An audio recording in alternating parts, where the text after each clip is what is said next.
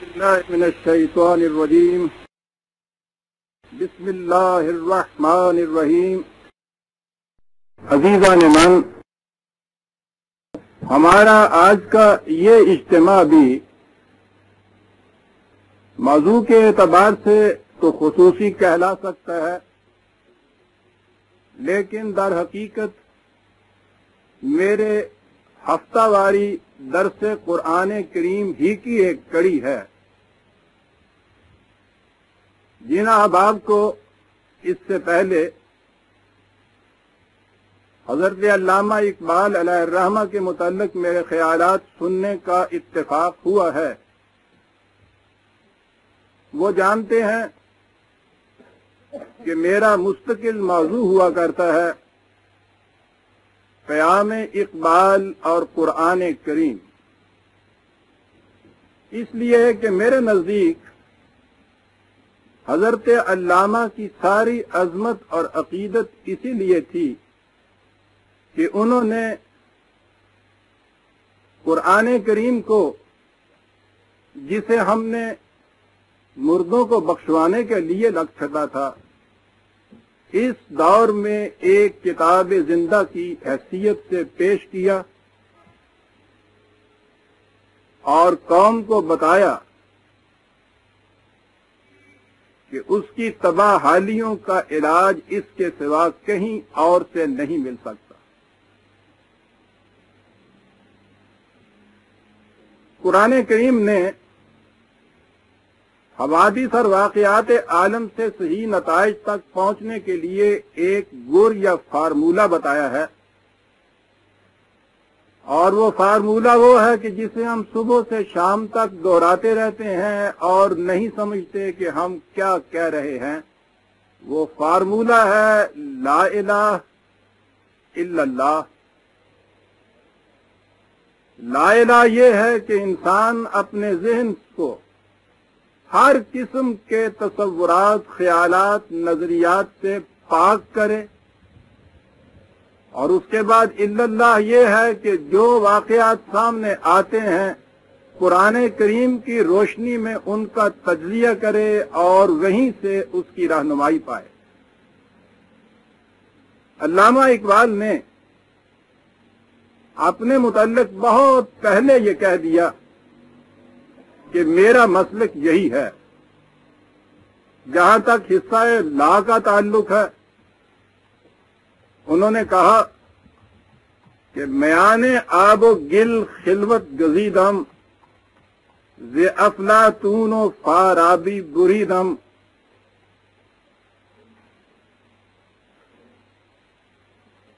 وہی دشواری جس کا میں ذکر کیا کرتا ہوں کہ حضرت علامہ کا بیشتر کلام فارسی میں ہے، اور ہماری یہ آنے والی نسلیں ہماری غلطی کی وجہ سے فارسی تو ایک طرف وہ اردو سے بھی بیگانہ ہوتی چلی جا رہی ہیں. اب ان اشعار کا ترجمہ، اس کی کوشش ایسی ہے جیسے انسان خوشبو کی تلاش میں پھول کی پتیوں کو مسل کر رکھ دے.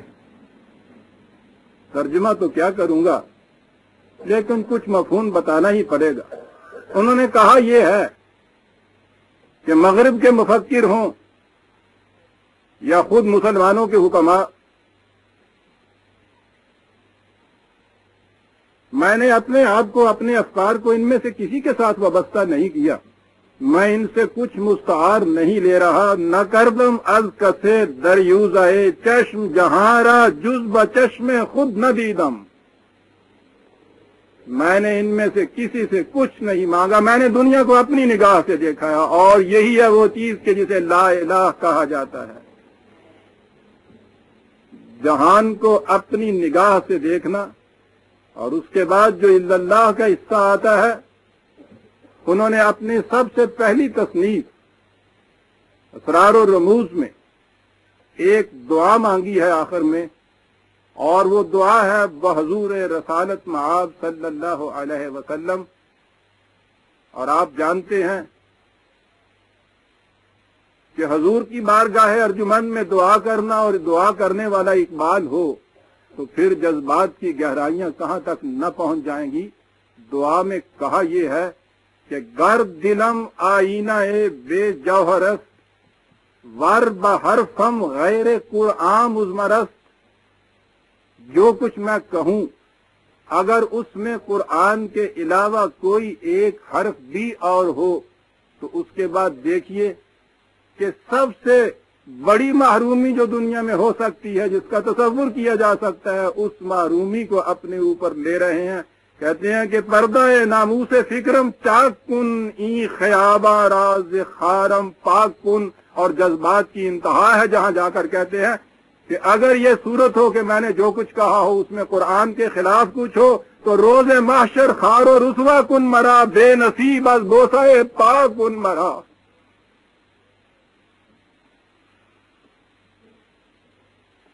اس سے بڑی چیز کہہ نہیں سکتا تھا اقبال کہ حضور سے یہ کہے کہ اگر میں نے قرآن کے خلاف دانستہ کچھ کہا ہے تو پھر یہ اپنے پاؤں کے بوسے سے مجھے محروم کر دے۔ تو اقبال نے شروع سے یہ چیز کہی، دنیا کے حوادث، ساری تحریکات، جتنے نظریات اس کے سامنے آئے، اس نے انہیں اپنی نگاہ سے دیکھا، پرکھا، تجزیہ کیا، اور اس کے بعد قرآن کریم کی روشنی میں ایک رہنمائی مانگی۔ اور جب کسی کی یہ کیفیت ہو جائے کہ اس کی نگاہوں میں مانگے ہوئے تصورات نہ ہوں اور وہ قرآن کریم کی روشنی میں نتائج تک پہنچنا پڑے، تو اس کی کیفیت یہ ہو جاتی ہے جو انہوں نے خود کہا تھا کہ حادثہ وہ جو ابھی پردہ افلاک میں ہے، عکس اس کا میرے آئینہ ادراک میں ہے۔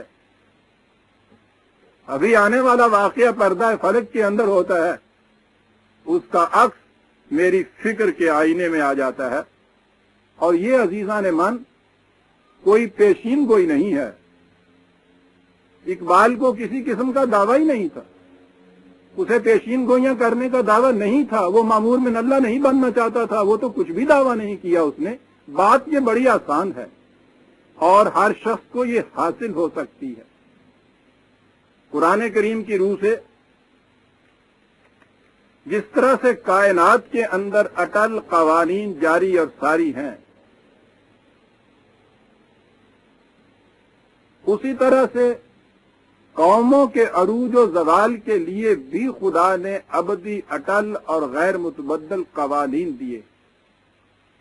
اگر کسی شخص کی نگاہ قرآن کے ان قوانین پر ہو تو وہ ایک قوم کی روش کو دیکھ کر بتا سکتا ہے کہ اس کا انجام، اس کا معال کیا ہوگا۔ جس طرح ایک محکمہ ایگریکلچر کا ہنرمند یہ بتا سکتا ہے کہ اس کھیت سے کتنے دانے نکلیں گے، جس طرح سے ایک ڈاکٹر کہہ سکتا ہے کہ اس مریض نے یہ کچھ کیا ہے تو تم دیکھو گے 6 مہینے کے بعد اسے دکھ ہو جائے گی، جس طرح سے ہر وہ شخص کے جسے ان قوانین کے اوپر نگاہ ہوتی ہے وہ شروع میں ہی بتا سکتا ہے کہ اس کا انجام کیا ہوگا، اسی طرح سے ہر وہ دیدہ ور کہ جو اپنی نگاہوں کو غیروں کے افکار و تجلیات، تصورات سے پاک کر لے اور پھر قرآن کریم کی روشنی میں ان تحریکات کا جائزہ لے تو وہ قوم کی ابتدا سے بتا سکتا ہے کہ اس کا معال کیا ہوگا۔ اس کی کیفیت یہ ہوتی ہے جو انہوں نے خود کہا تھا کہ خارے دیدو احوال چمن گفت، وہ تو ایک کانٹا دیکھ کر بتا سکتا ہے کہ اس گلستان کی کیفیت کیا ہے۔ اقبال کے شعور نے جب آنکھ کھولی تو اس وقت کیفیت یہ تھی کہ مشرق کی تہذیب و تمدن کے ٹمٹماتے ہوئے چراغ بھی گل ہونے کو تھے۔ مغرب نے ایک نئے نظام تمدن و تہذیب کی بنیاد رکھی تھی جس کی درخشندگی اور تابناکی سے بڑے بڑے دیدہ وروں کی نگاہوں میں خیرگی پیدا ہو رہی تھی۔ دنیا بھر کی قومیں اس تہذیب کی نقالی میں فخر محسوس کرتی تھیں، چاروں طرف سے اس کی توصیف اور تعریف میں غلغلے بلند ہوتے اور قصیدے پڑھے جاتے تھے۔ یوں نظر آتا تھا گویا انسان نے پھر سے اس فردوس گمگشتہ کو پا لیا جہاں سے وہ اس بے عزتی سے نکلا تھا کہ اتنے میں مشرق کے اس تیرا و تار ویرانوں کا ایک 30 سالہ نوجوان طالب علم اس طلسم خانہ رنگ و بو میں پہنچا. اس نے ہر شے کا نہایت غیر نگاہ سے مطالعہ کیا. اس پورے تماشے کو اپنی نگاہ کے دامن میں سمیٹ کر لوٹا. ساحل انگلستان پر ایک چٹان پر کھڑے ہو کر اس نے مڑ کے دیکھا اور کہا کہ دیار مغرب کے رہنے والوں، خدا کی بستی دکان نہیں ہے. کھڑا جسے تم سمجھ رہے ہو وہ اب ذرے کم عیار ہوگا اور تمہاری تہذیب اپنے خنجر سے آپ ہی خودکشی کرے گی. اس لیے کہ جو شاخ نازک پہ آشیانہ بنے گا نہ استوار ہوگا. اندازہ لگائیے وہ مغرب کا حیرت زدہ کہ جہاں اچھے دانشور بھی جا کے کھو جاتے ہیں، یہ 30 سالہ نوجوان طالب علم وہاں سے لوٹتا ہے. اور اس زمانے میں جب جیسا کہ میں نے ابھی عرض کیا ہے پوری دنیا اس تہذیب و تمدن کی تعریف و توصیف کے اندر قصیدے لکھ رہی تھی، وہ ان سے کہتا ہے کہ تمہاری تہذیب اپنے خنجر سے آپ ہی خودکشی کرے گی. یہ کیوں تھا؟ اس نے ان بنیادوں کو دیکھ لیا تھا. اس نے کہا تھا کہ تہذیب مغرب بے شک آئینہ بدیوار ہے لیکن سست بنیاد ہے. اس کی بنیادیں ریت پر اٹھی ہوئی ہیں، یہ ٹھہر نہیں سکتی، یہ قائم نہیں رہ سکتی. لوگوں نے اس کی اس بات کو سنا اور ایک شاعر کا خواب کہہ کر آگے بڑھ گئے. مغرب کی تہذیب اور ترقی کرتی چلی گئی، اس کی درخشندگی میں اور تیزی پیدا ہوتی چلی گئی. لوگوں نے اس سے پوچھا کہ تم تو یہ کہتے تھے کہ یہ خودکشی کرے گی، یہ تو ترقی کرتی چلی جاتی ہے. اس نے کہا کہ نہیں، نظر کو خیرہ کرتی ہے چمک تہذیب حاضر کی، یہ سنائی مگر جھوٹے نگوں کی ریزہ کاری ہے. وہ حکمت ناز تھا جس پر خرد مندان مغرب کو ہوس کے پنجائے خونی میں تیغ کار زاری ہے. اور اس کے بعد اس کی دلیل دی کہ تدبر کی فسوں سازی سے محکم ہو نہیں سکتا جہاں میں جس تمدن کی بنا سرمایہ داری ہے. بہت پہلے کی باتیں ہیں برادران عزیز. اور یہ تہذیب مغرب کے اوپر ان کی یہ تنقید کسی ابلہ مسجد کی تنقید نہیں تھی، ایک دیدہ ور کی تنقید تھی، صاحب فکر و نظر کی تنقید تھی، ایک قرآن کے طالب علم کی تنقید تھی، جس کی کیفیت یہ تھی کہ وہ قوموں کے ہر نظریے، ہر موومنٹ، ہر تحریک کو قرآن کے قانون کی روح سے دیکھتا تھا کہ قرآن نے اس کا معال کیا بتایا ہے. تہذیب مغرب کی اگر وہ مخالفت کرتا تھا تو اسی لیے کرتا تھا کہ وہ دیکھتا تھا کہ اس کی بنیادیں خدا کی مقرر کردہ مستقل اقدار کے انکار پر ہیں، اس لیے اس کی بنیاد محکم نہیں ہے، اور جس کی بنیاد محکم نہیں ہے وہ سپر سٹرکچر اپنے بوجھ سے آپ گر جایا کرتا ہے. بہت پہلے اس نے یہ کچھ کہا. ساری عمر جو واقعات و حوادث آتے رہے وہ اس کی اس چیز کی تائید کرتے چلے گئے. عمر بھر وہ اپنے گوشے میں بیٹھا ہوا خاموش ان تمام حوادث کو دیکھتا تھا، تاکہ اس نے اپنی آخری تصنیف میں کہ جو ان کی وفات کے بعد شائع ہوئی، اپنی عمر کے پورے محاصل کو ایک نظم کے اندر سمٹا کر رکھ دیا، جس کا عنوان ہے ابلیس کی مجلس شورا، اور جو آج کے میرے خطاب کا بھی عنوان ہے. یہ ابلیس کی مجلس شورا بات کیا ہے؟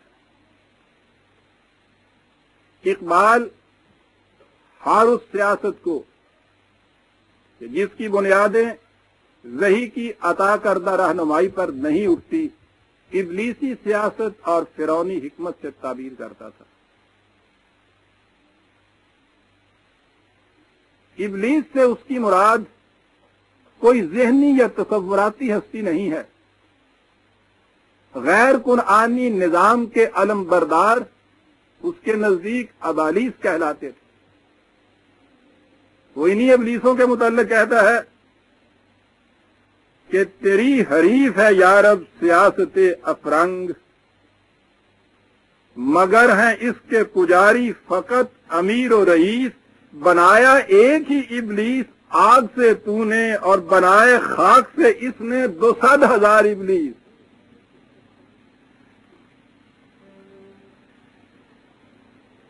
یہ مجلس شورا در حقیقت یہ جو 200,000 ابلیس بنائے ہوئے تھے اس تہذیب مغرب کی خاک میں، یہ ان کی مجلس شورا ہو رہی.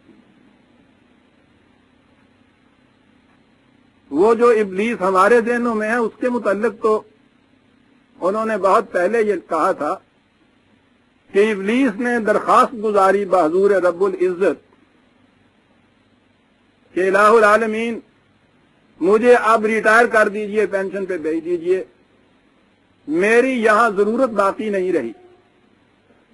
جواب ملا کہ تو نے تو یہ کہا تھا کہ جب تک اس دنیا میں آدم ہے اس وقت تک مجھے مہلت دی جائے، اور ہم نے تمہیں مہلت بھی دی تھی، تو یہ قبل از وقتی تم وہاں سے کیوں چلا آنا چاہتے ہو؟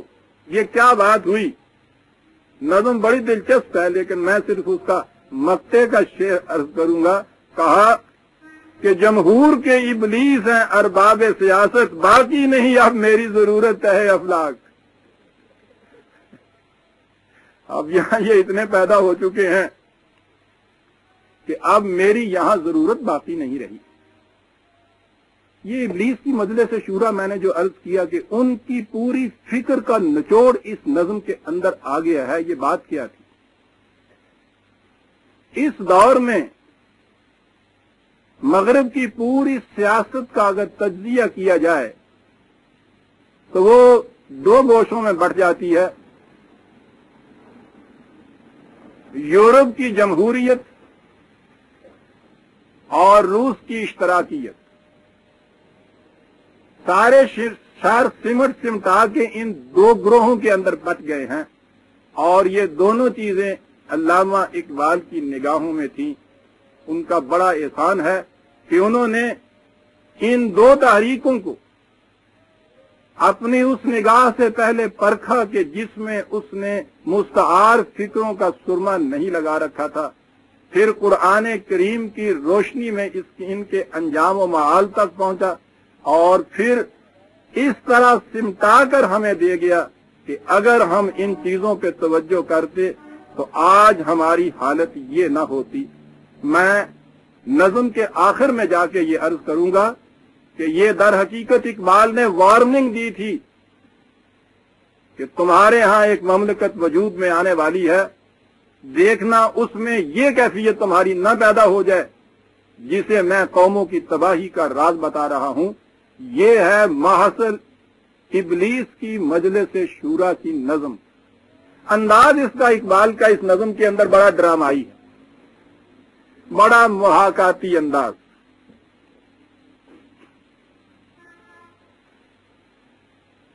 میں سمجھتا ہوں کہ اگر کوئی صاحب فن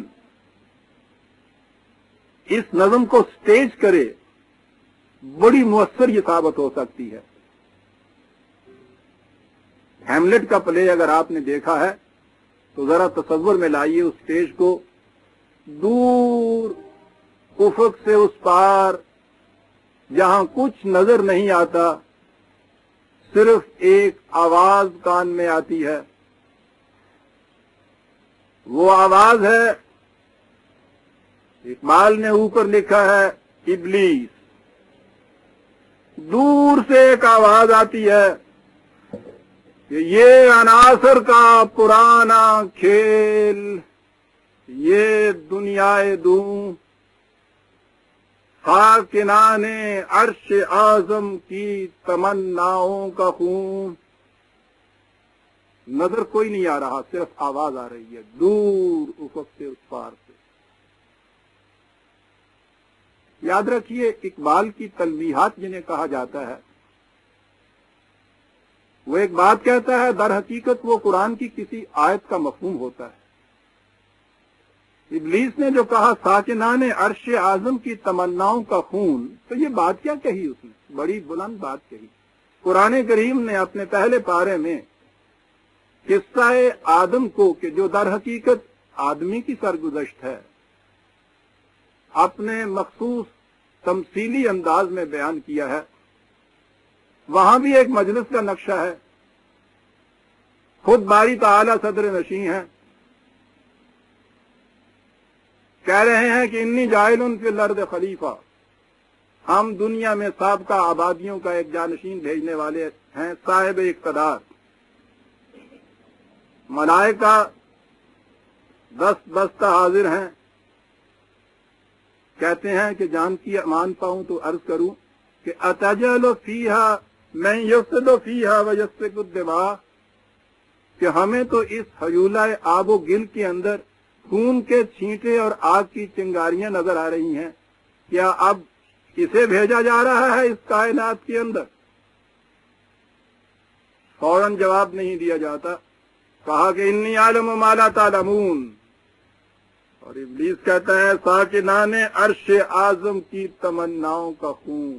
وہ سمجھتے تھے کہ نحن نسبح بحمدک ونقدس لک، ہمارا حصہ ہے کہ ہمیں خلافت ارض ملے، لیکن انہوں نے کہہ دیا کہ تمہیں نہیں مل سکتی۔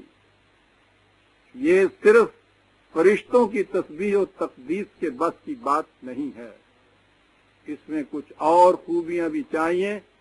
انی عالم ما لا تعلمون، ہم جانتے ہیں جو تم نہیں جانتے۔ ساکنان عرش اعظم کی تمناؤں کا خون، اور آواز آ رہی ہے کہ اس کی بربادی پہ آج آمادہ ہے وہ کارساز جس نے اس کا نام رکھا تھا جہان کافنون۔ ابلیس کہہ رہا ہے کہ وہ جس نے اس کو خود ہی بنایا تھا، وہ خود ہی آج اس کو توڑنے کے لیے درپے ہو رہا ہے۔ وہ یہ نہیں کہہ رہا ہے کہ یہ انسانوں نے یہ کچھ کیا ہے، وہ تو انسانوں کو یہ منواتا ہے کہ تم یہی کہتے ہو نا کہ جو کچھ یہاں ہوتا ہے خدا کرتا ہے، اور اب جو یہ نظر آ رہا ہے کہ یہ سارا کارگاہ کائنات، تمہارا تمدن، تمہاری تہذیب، تمہاری یہ بستیاں اینٹ سے اینٹ ان کی بجنے والی ہے، تو وہ خدا کہ جس نے یہ کہہ کے فرشتوں سے چیلنج دے کے یہ کہا تھا کہ انی عالم و ما لا تعلمون۔ عزیزان ایمان، ابلیس کی زبان میں بات ہو رہی ہے۔ یہ وہ کہہ رہا ہے، دیکھ لیا اتنا تجربہ کرنے کے بعد خود ہی وہ اس نتیجے کے اوپر پہنچا ہے کہ نہیں صاحب، ناکامی ہوئی، اسے توڑ پھوڑ دینا چاہیے۔ اور یاد رکھیے وہ مغرب کی تہذیب کو اس کا گہوارہ قرار دیتا ہے، اس ساری تقریب کا۔ اسی لیے اقبال کی وفات 1938 میں ہو گئی تھی، دوسری جنگ عظیم سے بہت پہلے،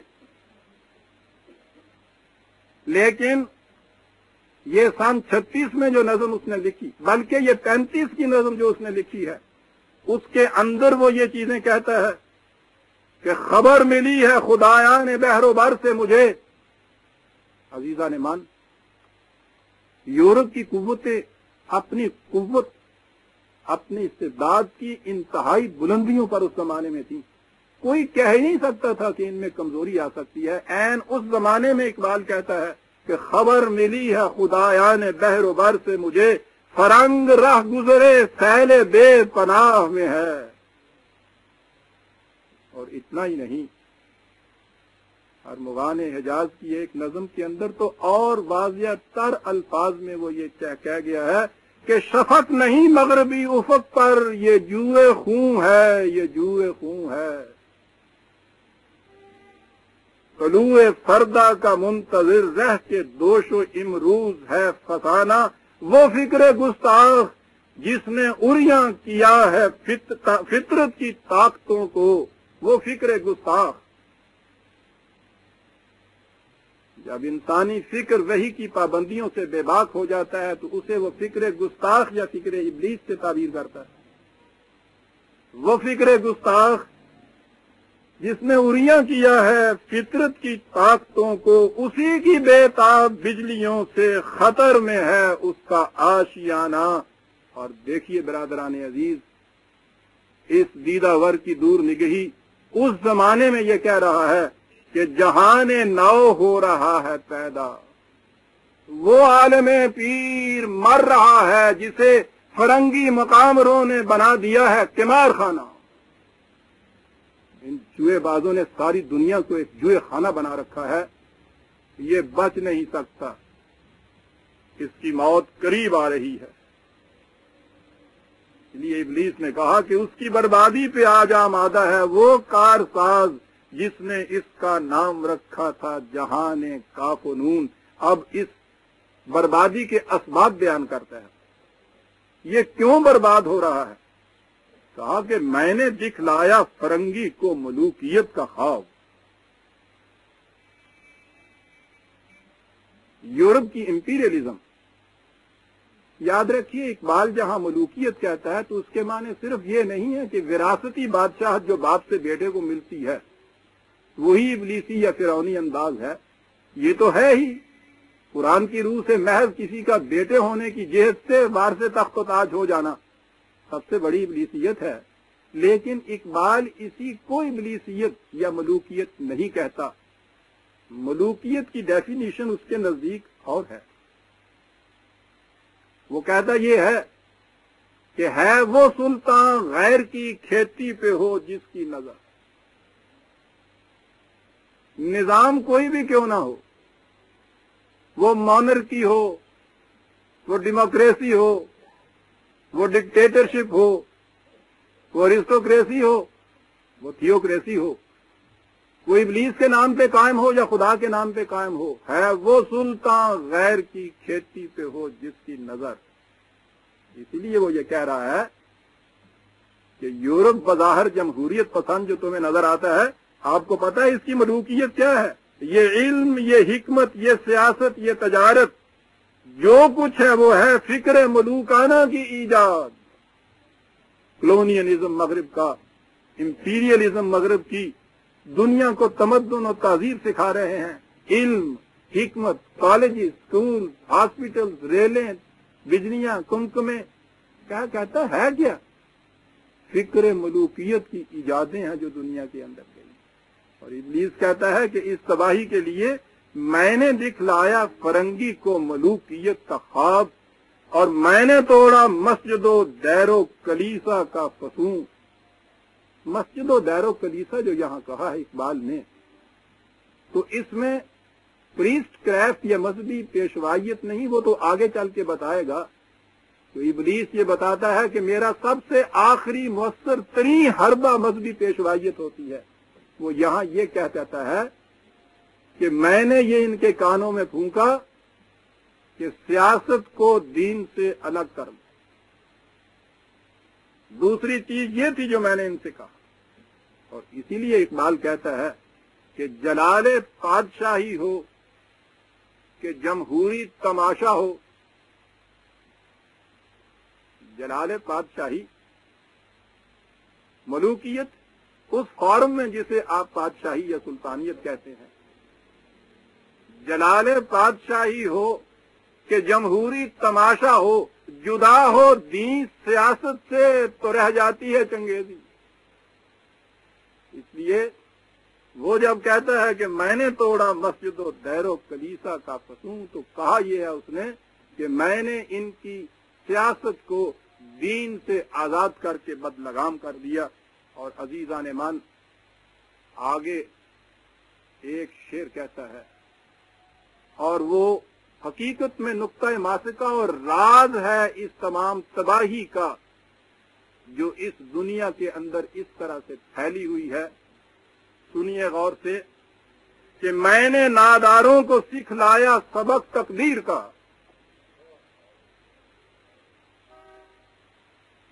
دوسرا مصرع ساتھ پڑھ کے بات سمجھ میں آتی ہے۔ میں نے منیم کو دیا سرمایہ داری کا جنوں، اور میں نے ناداروں کو سکھلایا سبق تقدیر کا۔ بات ختم ہو گئی۔ عزیزان بات، ملوکیت کا استبداد ہو یا سرمایہ داری کی خون آشامیاں.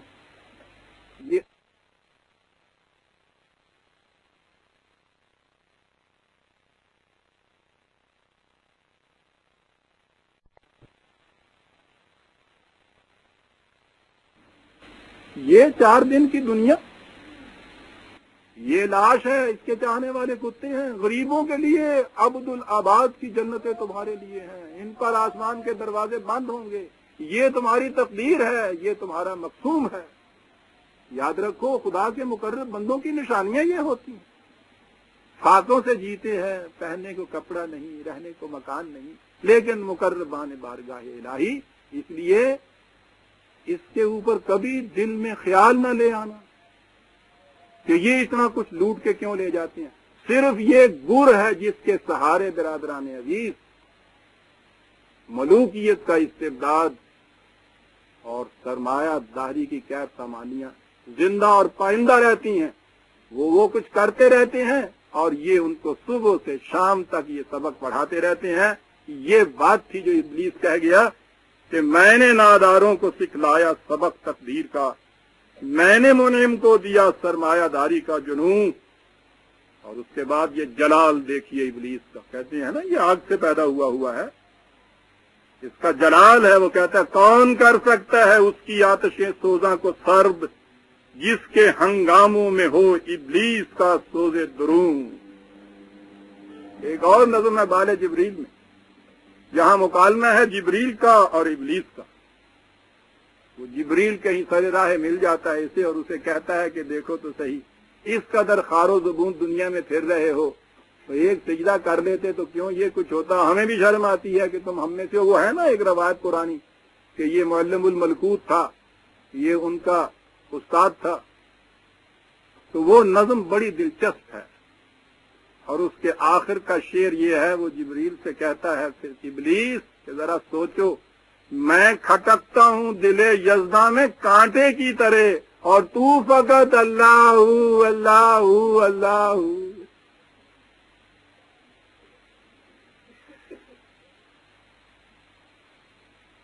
یہ ہے ابلیس کی وہ چیز.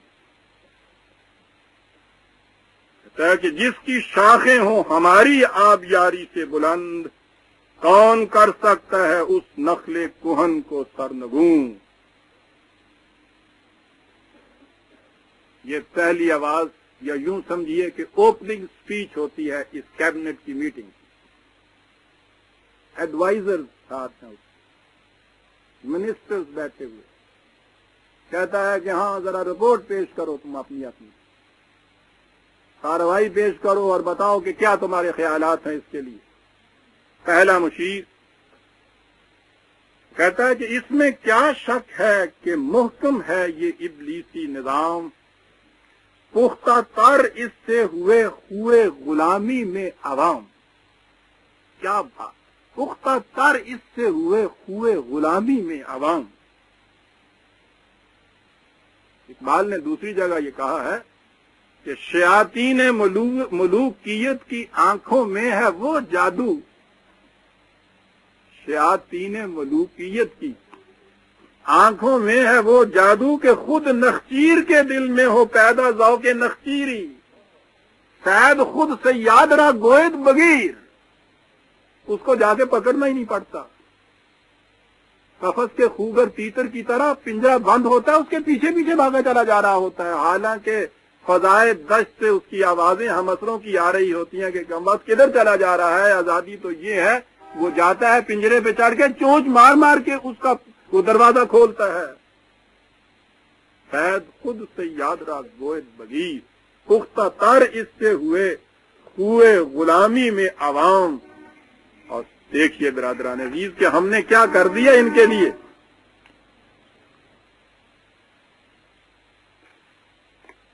ہے ازل سے ان غریبوں کے مقدر میں سجود، ہر وقت سجدے میں پڑے رہنا، جھکے رہنا دوسروں کے سامنے. ان کی فطرت کا تقاضا ہے. غور سے سنیے، نماز بے قیام، نماز بے قیام. حالانکہ وہ دوسری جگہ لکھتا ہے کہ یہ جو تم نے معبود تراش رکھے ہیں اپنے ذہنوں سے، ان کی حیثیت کیا ہے؟ ای خدا تا سجدہ اش کر دی خدا، جب تک تو اس کے سامنے سجدے میں پڑا رہے تو اس کی خدائی قائم ہوتی ہے، کیوں یکے اندر قیام آئی خلاص، تو کھڑا ہو جائے تو یہ تو یوں پگھل جاتے ہیں جیسے برف کے معبود بنے ہوئے سورج کی روشنی سے پگھل جاتے ہیں، ان کی تو حیثیت ہی کچھ نہیں۔ لیکن ابلیس تو سبق یہ دیتا ہے کہ مسکینیوں، محکومیوں، نومیدی جاوید، جس کا یہ تصوف ہو وہ اسلام کا ایجاد، مسکینیوں، محکومیوں، نومیدی جاوید، یہ ہے نا جو کچھ اسلام بنا دیا ہوا انہوں نے۔ یہ جو نماز بے قیام ہے،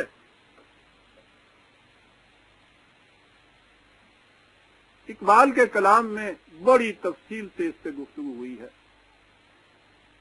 وہ مسلمان کے اس زوال کا راز ہی اس میں بتاتا ہے۔ کہیں وہ کہتا ہے کہ مجاہدانہ حرارت رہی نہ صوفی میں، بہانہ بے عملی کا بنی شراب الست، فقیہ شہر بھی رہبانیت پہ ہے مجبور، کہ مار کے ہیں شریعت کے جنگ دست بدست، گریز کشمکش زندگی سے مردوں کی، اگر شکست نہیں ہے تو اور کیا ہے شکست۔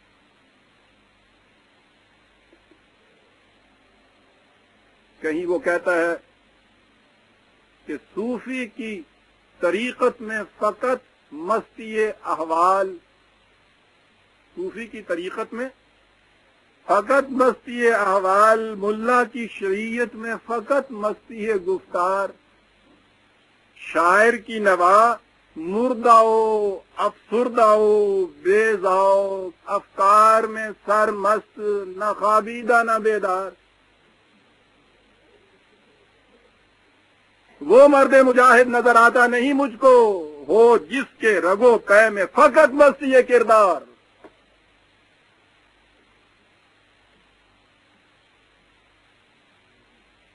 اسی کو وہ ایک جگہ اور لکھتا ہے کہ انداز بیاں گرچہ بہت شوخ نہیں ہے، شاید کہ تیرے دل میں اتر جائے میری بات، یا وسعت افلاک میں تکبیر مسلسل، یا خاک کے آغوش میں تسبیح و مناجات، وہ مذہب مردان خود آگاہ و خدا مست، یہ مذہب ملا و جمادات و نباتات۔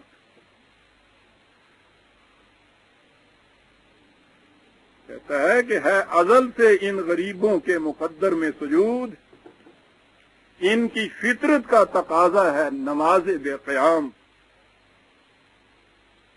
اور جگر شک ہو جانے والی بات آگے ایک آتی ہے برادران عزیز، وہ کہتا ہے کہ آرزو اول تو پیدا ہو نہیں سکتی کہیں،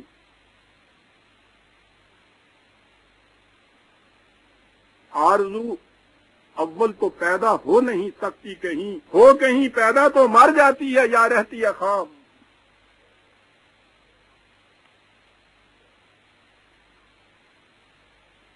حالانکہ انسان انسانیت کی سطح پہ تو آتا ہی اس وقت ہے برادران عزیز جب اس میں تخلیق کی آرزو پیدا ہوتی ہے۔ یہ کہتا ہے کہ ہر کے اورا لذت تخلیق نیز، نزد ما جز کافر و زندیق نیز،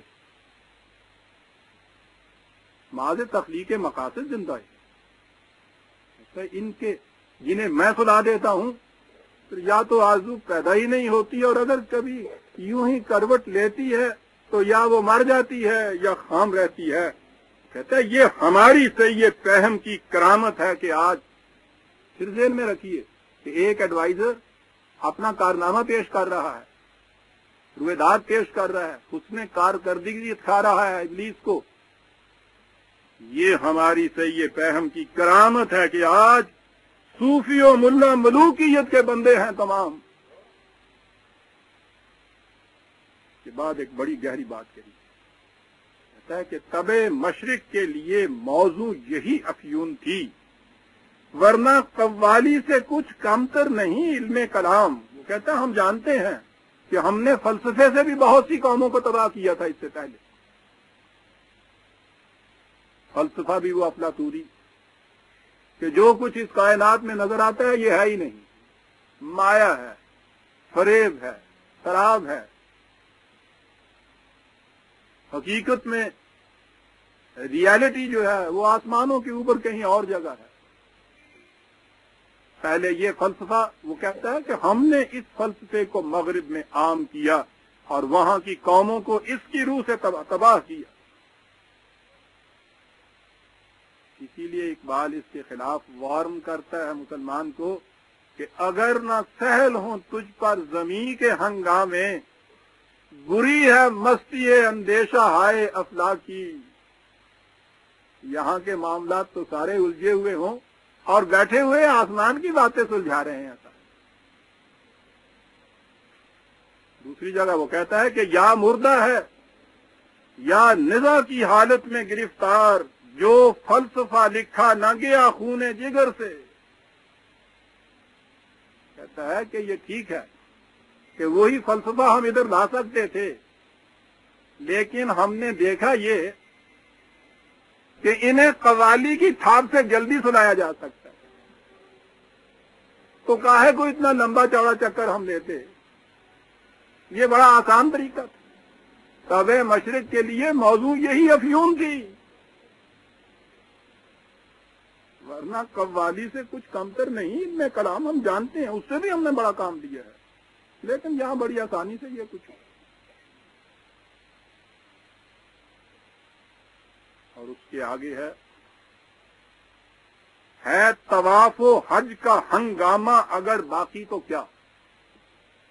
ہنگامہ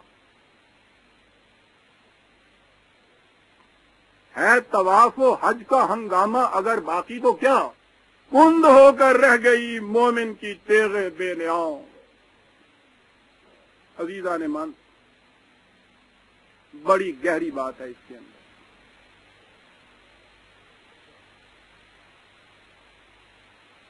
جھوٹ کبھی جھوٹ بن کر لوگوں کے سامنے آ کے انہیں فریب نہیں دے سکتا، اسے سچ کا لبادہ اوڑھنا پڑتا ہے۔ آپ سے ایک شخص آدھا گھنٹہ تک باتیں کرتے رہے، وعدے کرے، سب چیزیں طے ہوں، معاہدہ ہو، سب کچھ کرنے کے بعد اٹھتے وقت یہ کہہ دے کہ دیکھو بھائی یہ سب ٹھیک ہے جو کچھ میں نے کہا ہے، لیکن یہ سارا جھوٹ ہے، بالکل سچ نہیں، اس میں ایک رتی بھی، تو آپ اس کا فریب کھا جائیں گے کیا؟ فریب تو اس وقت کھاتے ہیں جب وہ قرآن اٹھا کے آپ کہتا ہے کہ صاحب لفظ سچ ہے، خدا کی قسم، ذرا جھوٹ اس کے اندر رہی۔ جھوٹ بے نقاب فریب دے ہی نہیں سکتا۔ ابلیس جب دین کو مذہب کی سطح پر لاتا ہے تو وہ کرتا یہ ہے کہ دین کی ساری اصطلاحات اسی طرح سے قائم رکھتا، کوئی نئی اصطلاح وضع نہیں کرتا کہ بھٹک جائیں گے یہ، اس کے سارے ارکان جتنے ہیں ان کو اسی طرح سے قائم رکھتا ہے۔ نماز، روزہ، حج، زکوٰۃ، کلمہ، نظریے، یہ ساری چیزیں اسی طرح، ایک لفظ اس میں نہیں بدلتا۔ کرتا بھی ہے یہ پیکر زندہ رکھتا ہے، روحیں کھینچ لیتا ہے، الفاظ باقی رکھتا ہے، معنی مسخ کر دیتا ہے۔ یہ دھوکہ کھائی ہوئی امت سمجھتی رہتی ہے کہ ہم فی الواقع اس زندہ حقیقت کو بوجھ رہے ہیں۔ در حقیقت مذہب دین کی ممی شدہ لاش کا نام ہوتا ہے برادران عزیز، جس کے خد و خال تو وہی نظر آتے ہیں، بس ذرا سا فرق ہوتا ہے کہ وہ زندہ ہوتی ہے، یہ مردہ ہوتا ہے، بس اتنا سا فرق ہے۔ وہ مشیر کہتا ہے کہ کوئی بات نہیں ہے، آپ اس سے گھبرائیے نہیں۔ یہ جو رپورٹیں آ جاتی ہیں کہ اس سال 14 لاکھ حاجی جمع ہو گئے تھے، خدا کے فضل و کرم سے ایک کراچی سے رپورٹ یہ آئی ہے کہ ایک جماعت کو 13,000 کھالیں قربانی کی ملی ہیں۔ اس نے کہا کوئی بات گھبرانے کی نہیں ہے، طواف و حج کا ہنگامہ اگر باقی تو کیا، کند ہو کر رہ گئی مومن کی تیغ بے نیام۔ گھبرائیے نہیں، الفاظ و معانی میں تفاوت نہیں، لیکن ملا کی اذاں اور مجاہد کی اذاں اور، پرواز ہے دونوں کی اسی ایک فضا میں، سرگس کا جہاں اور ہے، شاہی کا جہاں اور۔ گھبرائیے نہیں، کند ہو کر رہ گئی مومن کی تیغ بے نیام۔ اور ہمارے دور کی ایک بہت بڑی تحریک پر ایک تنقید ہے اقبال کی، بڑی گہری تنقید۔ اقبال نے لکھا یہ ہے کہ قوموں میں کسی آسمان سے آنے والے کا تصور، جسے معمور من اللہ کہتے ہیں، قوموں کی نا امیدی کے زمانے کی پیداوار ہوتا ہے، فرسٹریشن سے یہ پیدا ہوتی ہے۔ جب قومیں عروج پر ہوتی ہیں تو اپنی کامیابیاں اپنے قوت بازو سے حاصل کرتی ہیں، لیکن جب وہ زوال کے گڑھے میں گر جاتی ہیں تو پھر کسی اٹھانے والے کا انتظار اس کو ہوتا ہے۔ آپ نے دیکھا ہوگا جب تک بچہ اپنے پاؤں چلتا جائے وہ کبھی امی ابا نہیں کہتا، جو ہی گرتا ہے تو پہلی آواز نکلتی ہے امی، پھر وہ آنے والے کا انتظار اس کو ہوتا ہے، اٹھاؤ مجھے آ کر۔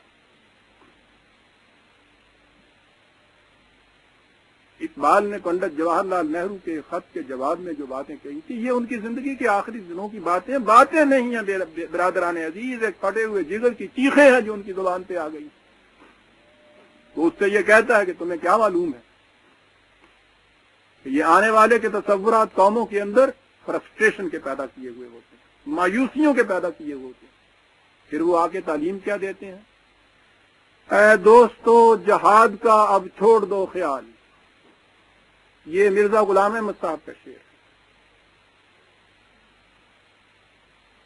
آسمان سے آئے ہیں خاص پیغام لے کر، اول تو ویسے ان بیچاروں کی ٹیغ کند ہو کر رہ گئی تھی، بلکہ نیام ہی رہ گئی تھی، ٹیغ اس میں تھی ہی نہیں۔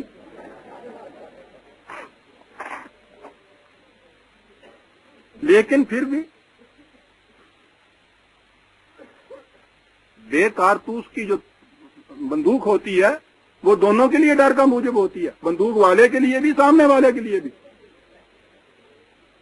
تو ڈر تو تھا نا کہ کیا پتا ہے اس میں ہو ہی کارتوس۔ اس نے کہا ہم آسمان سے آ کے تمہیں اس کا اطمینان دلا دیتے ہیں۔ اے دوستو جہاد کا اب چھوڑ دو خیال، خدا کی طرف سے اب ایک نئی وحی مجھ پہ آئی، یہ کہنے کے لیے وہ آئے۔ سنیے وہ کیا کہتا ہے یہ ابلیس مشیر، کہہ رہا ہے کہ کس کی نا امیدی پہ حجت ہے یہ فرمان جدید، ہے جہاد اس دور میں مرد مسلمان پر حرام۔ کس کی نا امیدی پہ حجت ہے؟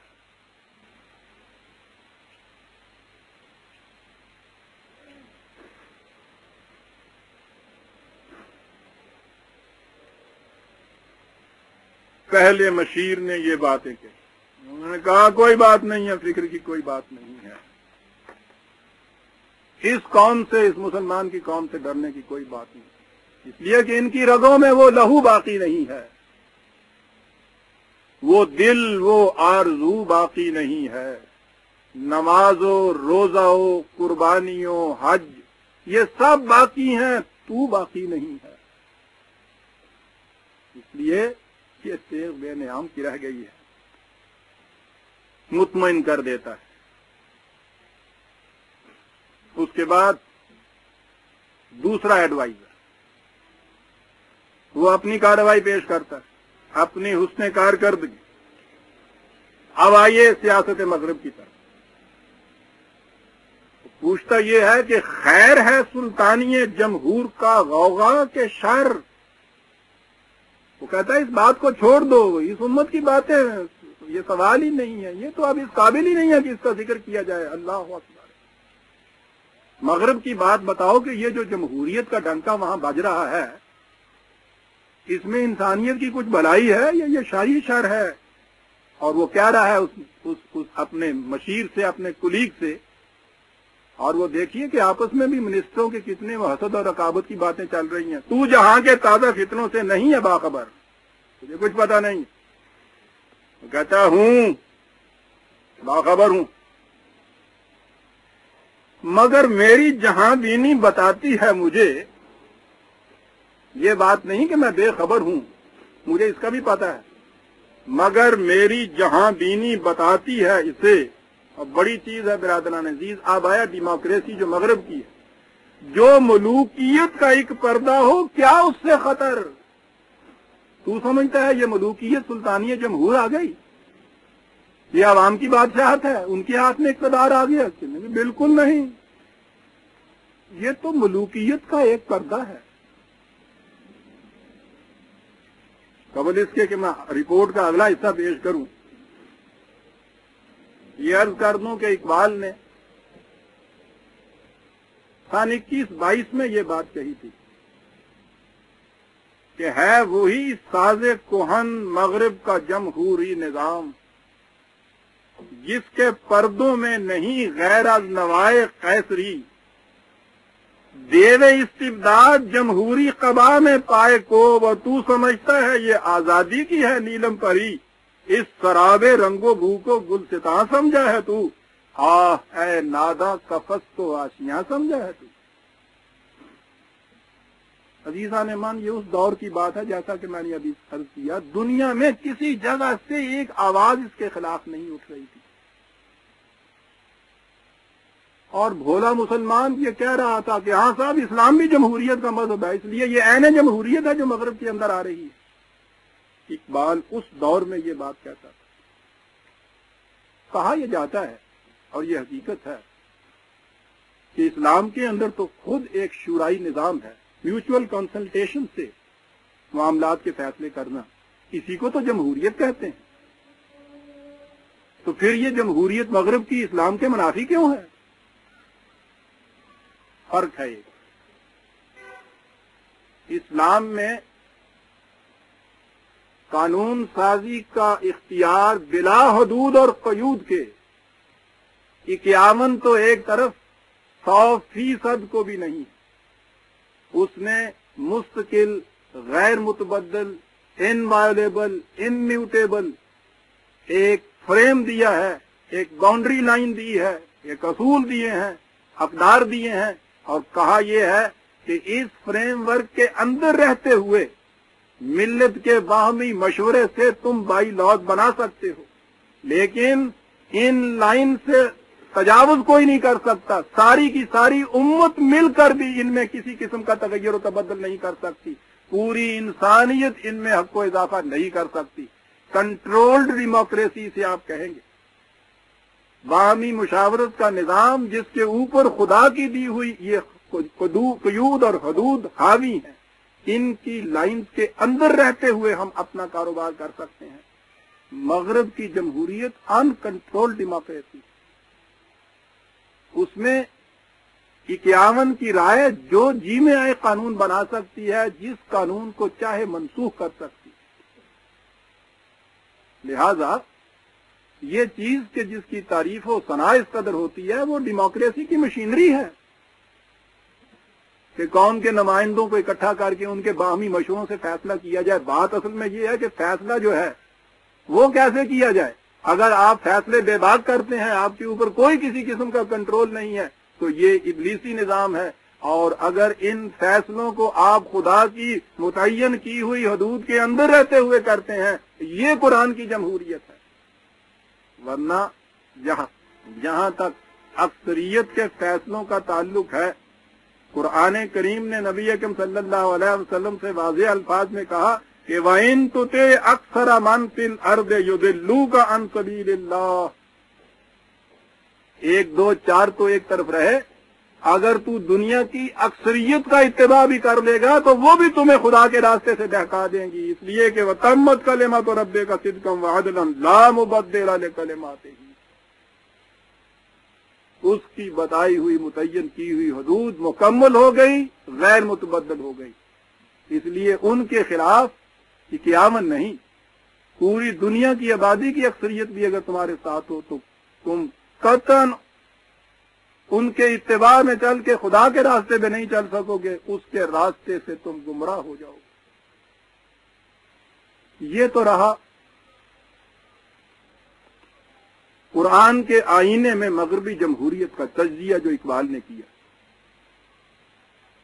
اس میں ایک جگہ اور بات بھی کہی ہے، اور اس پہ نہ جاننے والے عام طور پر تنقیدی لب کشائی کرتے ہیں۔ اس نے کہا یہ تھا کہ گریز از طرز ہم جمہوری، غلام پختہ کار شو، یہ جو مغرب کا طرز جمہوری ہے، اس سے تو بہتر یہ ہے کہ اگر کوئی مرد پختہ کار ہو تو اس کی اطاعت کر لی جائے۔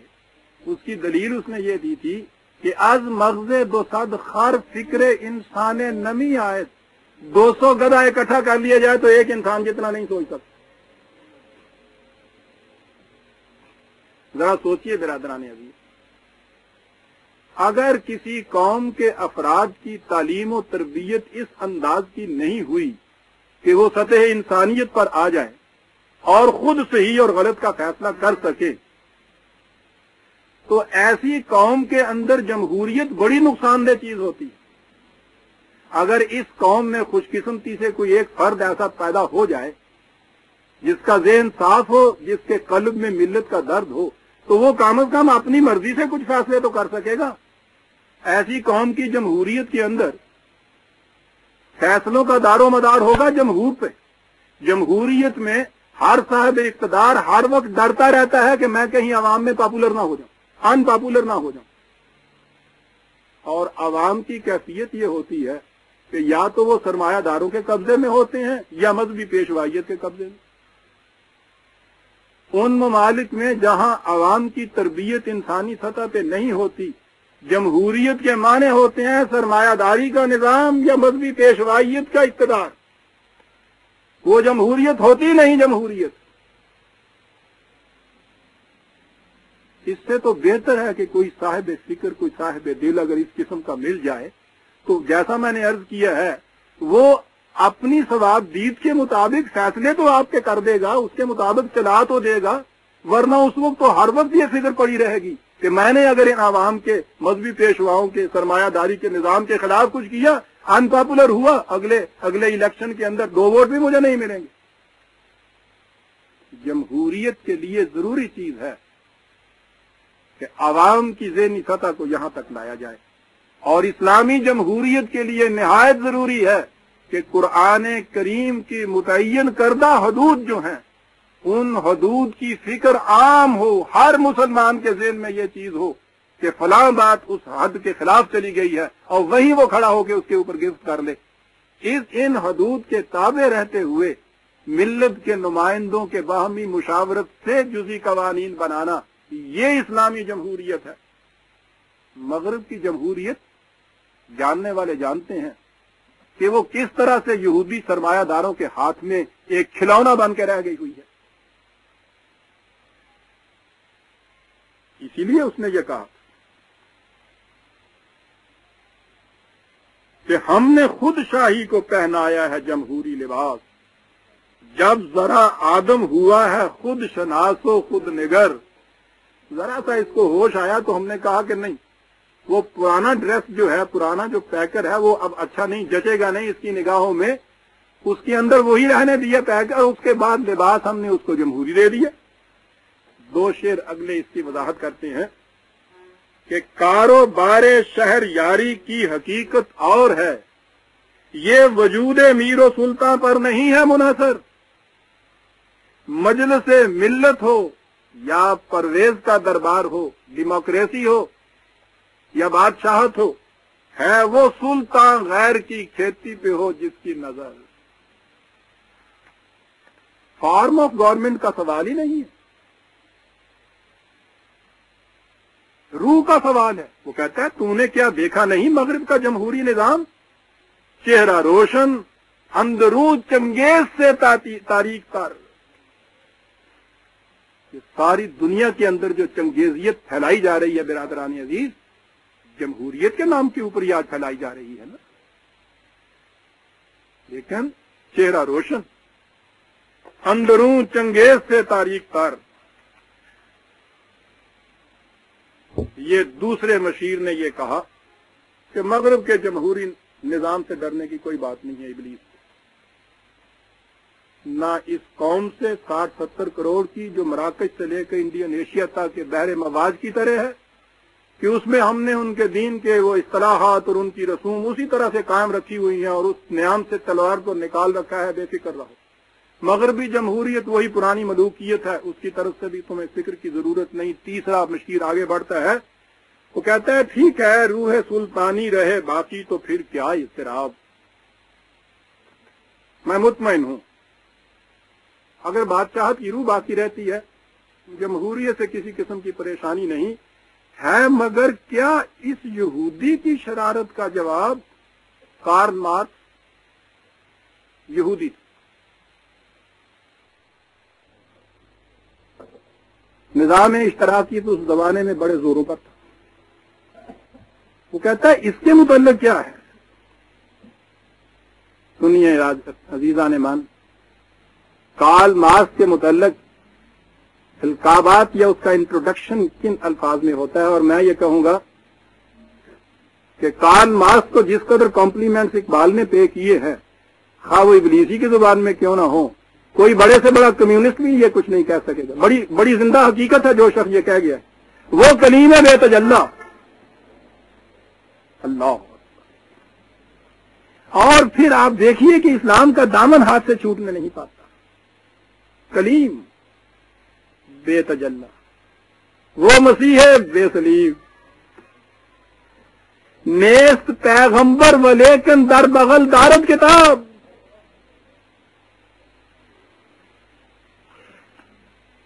عزیزان مان، اقبال کی عظمت ان مقامات پر اجاگر ہو کے سامنے آتی ہے۔ اقبال کا یقین تھا کہ کارل مارکس سینے کے اندر ایک بڑا دل درد مند رکھتا تھا،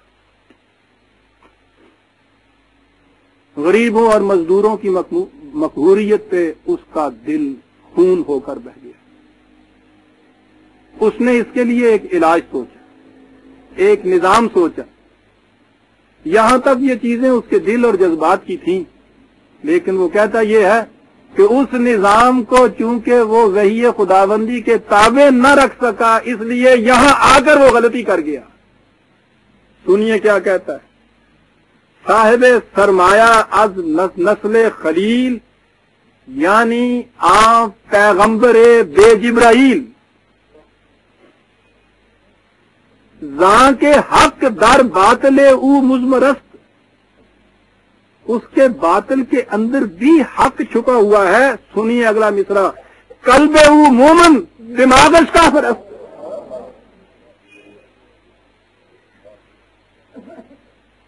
میں نے غلط نہیں کہا تھا برادران عزیز، اتنا بڑا کمپلیمنٹ میں نے کسی بڑے سے بڑے کمیونسٹ کے ہاں بھی نہیں دیکھا جو کہہ گیا ہے۔ اور پھر یہ کہ نگاہ او بشاخ آشیانہ، اپنے مرکز سے بھی نہیں ٹوٹا ہوتا، قلب او مومن دماغش کافر است۔ اور مومن وہ ہوتا ہے کہ جس کا قلب اور دماغ دونوں مومن ہوتے ہیں۔ کہتا ہے یہاں آگے غلطی اس کو لگ گئی، وہ کلیم بے تجلی، وہ مسیح بے صلیب، نیست پیغمبر ولیکن در بغل دارت کتاب۔ کیا بتاؤں کیا ہے کافر کی نگاہ پردہ سوز، یہ مشیر کہہ رہا ہے نا اس کو، مشرق و مغرب کی قوموں کے لیے روز حساب، اس سے بڑھ کر اور کیا ہوگا طبیعت کا فساد، توڑ دی بندوں نے آقاؤں کے خیموں کی تناب۔ کہہ رہا ہے ڈریے اب اس سے، ابلیس سے کہہ رہا ہے یہ ہے وہ خطرہ جو ہمارے لیے آ جائے گا، ہمارا ابلیسی نظام ختم کر کے رکھ دے گا۔ یہ ایک مشیر نے اس میں یہ کہا ہے، یہ 1936 کی بات ہے، کہ کوئی بات نہیں، میں نے وہاں اٹلی میں میسولینی کو پیدا کر دیا ہے، جرمنی میں نے ہٹلر کو پیدا کیا ہے، فاشزم نازیزم، میرا خیال ہے کہ یہ اس کا توڑ کر دیں گی۔ وہ کہتا بیٹھ رہے، میں تو اس کی عاقبت بینی کا کچھ قائل نہیں جس نے افرنگی سیاست کو کیا یوں بے حجاب۔ کہنے لگا یہ دونوں بڑبولے کھلی کھلی باتیں کر رہے ہیں، فرنگی سیاست کو بے حجاب کرتے چلے جا رہے ہیں، سچ بولتے چلے جا رہے ہیں، ان سے نہیں یہ بات ہو سکے گی، یہ ان سے توڑ ہو ہی نہیں سکے گا۔ پانچواں مشیر ابلیس سے مخاطب ہوا اور کہا کہ حضور ذرا توجہ سے سنیے، بات بڑی اہم ہو رہی ہے۔ یہ ابتدائی کچھ شعر چھوڑتا ہوں، گھڑی تیزی سے جا رہی ہے اور بات اہم تو آخر میں جا کے آئے گی۔ اس نے کہا کہ گرچہ ہیں تیرے مرید افرنگ کے ساحر تمام، اب مجھے ان کی فراست پر نہیں ہے اعتبار۔ سب کھوکھلے ہو گئے، کوئی کامیاب ان میں سے نہیں ہو سکتا۔ وہ یہودی فتنہ گر، وہ روح مزدق کا بروز. یہ مزدق کیا تھا؟ نبی اکرم صلی اللہ علیہ وسلم کے ظہور قدسی سے ذرا پہلے ایران میں ایک ریفارمر اٹھا تھا، جس کے متعلق بعد میں کہا گیا کہ اس نے شاید نبوت کا بھی دعویٰ کیا تھا. اس نے اشتراکیت کا پرچار کیا تھا، اور اس کی یعنی یہ ایران کی اس بادشاہت کے خلاف ایک چیلنج تھا، ایک پروٹیسٹ تھا، ایک ریئیکشن تھا. مزدق اس کا نام تھا. نوشیروان کا باپ اس وقت تخت پر تھا. اس نے اس خطرے کو دیکھ کر، اور کون سی ملوکیت اس خطرے کو نہیں بھانپے گی، اس نے ملوکیت کو، اس نے نوشیروان کو اس کے اوپر مقرر کیا. وہ کہتے ہیں کہ اس نے اس کو، مزدق کو اور اس کے فالوورز کو، متبعین کو زندہ گڑوا دیا تھا، دیواروں میں چنوا دیا تھا. اسے مزدق کہتے ہیں. اقبال نے اشتراکیت کا نام اسی نسبت سے مزدقیت بھی رکھا ہوا ہے. اس کی اشتراکیت بڑی حد تک ملتی جلتی تھی روس کی اشتراکیت سے یا مارکس کی اشتراکیت سے. وہ کہتا ہے کہ وہ یہودی فتنہ گر، وہ روح مزدق کا بروز، ہر قبا ہونے کو ہے اس کے جنون سے تار تار. کہتا خطرہ دیکھو کتنا بڑا ہے، داغ دشتی ہو رہا ہے ہم سرے شاہین و چرخ. یہ صحرا کے کوے کل تک جو کائیں کائیں کرتے پھرتے تھے، وہ بازوں اور عقابوں کا مقابلہ کرتے پھر رہے ہیں. مزدور اٹھ کر صاحب اقتدار بن رہا ہے. کتنی صورت سے بدلتا ہے مزاج روزگار، چھا گئی آشفتہ ہو کر وسعت افلاک پر، جس کو نادانی سے ہم سمجھے تھے ایک مشت غبار. ہم تو ان مزدوروں کی طرف سے، ان محنت کشوں کی طرف سے، ان کاشتکاروں کی طرف سے بالکل مطمئن بے فکر تھے کہ ان کا کیا ہے، یہ تو صحرا میں بکھری ہوئی ریت ہے، یہ تو دشت کے خاک کے ذرے ہیں، ان کا کیا ہے. کہتا ہے وہ دیکھیے صحیح اس کا تماشا، اس کی نفس مسیحائی، ایک پھونک اس نے ماری ہے وہ سارے آسمان کے اوپر چھا گئی ہے، وہ اٹھ کے مٹی. بڑا خطرہ نظر آتا ہے. فتنہ فردا کی ہیبت کا یہ عالم ہے کہ آج کامتے ہیں کوہسارو مرغزارو جوئے بار. میرے آقا وہ جہاں زیر و زبر ہونے کو ہے، جس جہاں کا ہے فقط تیری سیادت پر مدار. ڈر رہا ہوں میں، الٹنے والا ہے وہ جہاں. 1936 میں برادران عزیز یہ باتیں کہی جا رہی ہیں. ہمارا ذہن مرکوز ہو گیا ہے کہ یہ ابلیس اور اس کے مشیر کہہ رہے ہیں. اقبال کہہ رہا ہے ان کے الفاظ. 36 سے بھی پہلے اس نے یہ کہا تھا کہ اعجاز ہے کسی کا یا گردش زمانہ، ٹوٹا ہے ایشیا میں سحر فرنگیانہ. 36 میں کوئی تصور نہیں کر سکتا تھا کہ ایشیا میں سحر فرنگیانہ بھی ٹوٹ سکتا ہے. وہ یہاں یہ کہہ رہا ہے ابلیس سے کہ میرے آقا وہ جہاں زیر و زبر ہونے کو ہے، جس جہاں کا ہے فقط تیری سیادت پر مدار. سن لیا ابلیس نے. اقبال ایز این آرٹسٹ کبھی اگر موضوع ہوگا تو میں عرض کروں گا کتنا بلند آرٹسٹ تھا یہ شخص. میں نے کہا نا یہ ڈرامائی انداز ہو رہا ہے. یہ ایڈوائزر بہرحال اس پریزیڈنٹ کے تابع ہیں. یہ اپنی رپورٹیں پیش کر رہے ہیں تو آپ نے دیکھا نا کچھ جھکے ہوئے تھے، سمٹے ہوئے تھے. حضور عرضداشت یہ ہے، خدوی کی گزارش یہ ہے. اور جب ابلیس اوپر سے بولتا ہے تو آپ دیکھیے کس جلال سے بولتا ہے. سن لیا میں نے. ہے میرے دستے تصرف میں جہان رنگ و بو، کیا زمین کیا مہر و ماں کیا آسمان توبہ تو. دیکھ لیں گے اپنی آنکھوں سے تماشا غرب و شرق، میں نے جب گرما دیا اقوام یورپ کا لہو. 36 میں کہہ رہا 2-3 سال کے بعد یہ پیشین گوئی کس طرح سے پوری ہوئی. کوئی دعویٰ نہیں ہے کسی قسم. قرآن کے قوانین پہ نگاہ ہے اور وہ دیکھ رہا ہے کہ یہ جو تحریک اٹھی ہے اس کا انجام کیا ہونے والا ہے.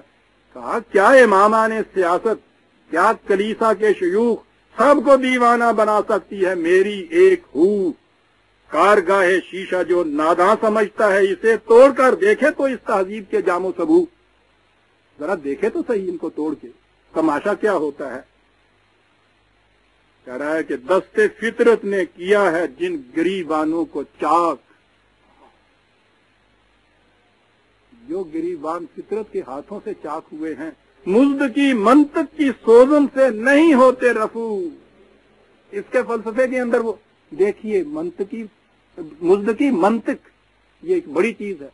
ایک چیز ہے اشتراکیت کا معاشی نظام، دوسری چیز ہے وہ فلسفہ جس کے اوپر اس نظام کی بنیاد اٹھی ہوئی ہے۔ وہ کہتا ہے یہ جو فلسفہ ہے اس کا مثبت کا، یہ کارل مارکس کا، اس فلسفے سے یہ چاک رفو نہیں ہو سکتے جو اس طرح سے اس فطرت کے ہاتھوں سے چاک ہوئے ہیں، اس کے لیے کسی اور منطق کی ضرورت ہے۔ اس لیے میں مطمئن ہوں اس کی طرف سے بھی۔ کب ڈرا سکتے ہیں مجھ کو اشتراکی کوچہ گرد؟ اور ڈسکرپشن ملاحظہ فرماؤ، یہ پریشاں روزگار آشفتہ مرد، آشفتہ ہوں، پریشاں روزگار آشفتہ مغز، آشفتہ ہوں۔ اور اس کے بعد سنیے برادران عزیز، توجہ کو مرکوز کیجئے کہ بات کیا کہہ گیا۔ پہلے کے جواب میں کہا تھا کہ مغرب کی جمہوریت سے ہمیں کوئی فکر نہیں، وہ ابلیس کو شکست نہیں دے سکتا۔ روس کی اشتراکیت سے مجھے کوئی خوف نہیں ہے، وہ ہمیں شکست نہیں دے سکتا ہے۔ اگر مجھ کو خطر کوئی تو اس امت سے ہے جس کی خاکستر میں ہے اب تک شرار آرزو۔ تمہیں پتہ ہی نہیں ہے، مجھ سے پوچھو خطرہ کہاں پنہا ہے ہمارے لیے۔ اس قوم میں کیا ہے اس کے الفاظ، اس کی خاکستر میں برجی عشق کی آگ اندھیر ہے، مسلمان نہیں راکھ کا ڈھیر ہے۔ لیکن وہ کہتا ہے اس راکھ کے ڈھیر کے اندر ابھی ایک چنگاری ہے جو کتاب اللہ ان کے پاس محفوظ رکھی ہوئی ہے۔ اس سے مجھے ڈر آ رہا۔ خال خال اس قوم میں اب تک نظر آتے ہیں، وہ کرتے ہیں اشک سحر گاہی سے ظالم جو ظالم وضو۔ ابھی ان میں وہ مجھے نظر آ رہے ہیں وہ لوگ کہ جن کے دل کے اندر انسانیت کا درد جوش مار رہا ہے، جو خدا کے قانون مکافات عمل کے خوف سے دہشت زدہ رہتے ہیں، یہ ابھی ان میں خال خال ہی صحیح لیکن موجود ہیں۔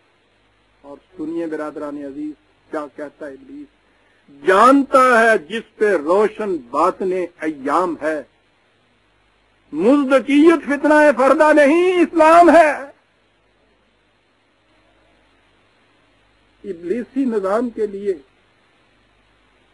فتنہ بالشویت اشتراکیت، جانتا ہے جس پہ روشن باطن ایام ہے، مزدکیت فتنہ فردہ نہیں اسلام ہے۔ اقبال نے برادران عزیز میں کہوں گا اس دور میں سب سے بڑی خدمت اور احسان جو کیا ہے وہ اشتراکیت اور اسلام میں ایک موازنہ کر کے دکھایا ہے۔ اسلام سرمایہ داری کے نظام کا اشتراکیت سے زیادہ دشمن ہے، بڑھ کر دشمن ہے، لیکن اس کے ساتھ ہی یہ اشتراکیت کا بھی دشمن ہے۔ بات سمجھ میں نہیں آتی۔ جیسا کہ میں نے ابھی عرض کیا، ایک چیز ہے اشتراکیت کا معاشی نظام، وہ سرمایہ داری کا دشمن ہے۔ اس اعتبار سے اسلام کا معاشی نظام جو ہے وہ بھی سرمایہ داری کا چونکہ دشمن ہے، دونوں میں مماثلت نظر آتی ہے۔ لیکن وہ بنیاد جس کے اوپر کمیونزم اٹھتی ہے بحثیت ایک فلسفے کے، وہ اسلام کی یکسر نقیض ہے۔ اس لیے اسلام کے نزدیک اشتراکیت بھی قابل قبول نہیں ہو سکتی۔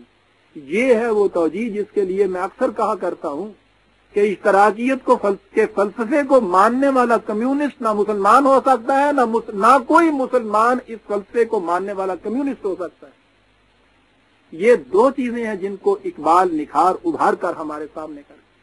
جہاں تک نظام سرمایہ داری کا تعلق ہے، بہت پہلے کی بات ہے، خضر راہ میں آپ اس کی نظم دیکھیے، سن 22-23 کی وہ نظم۔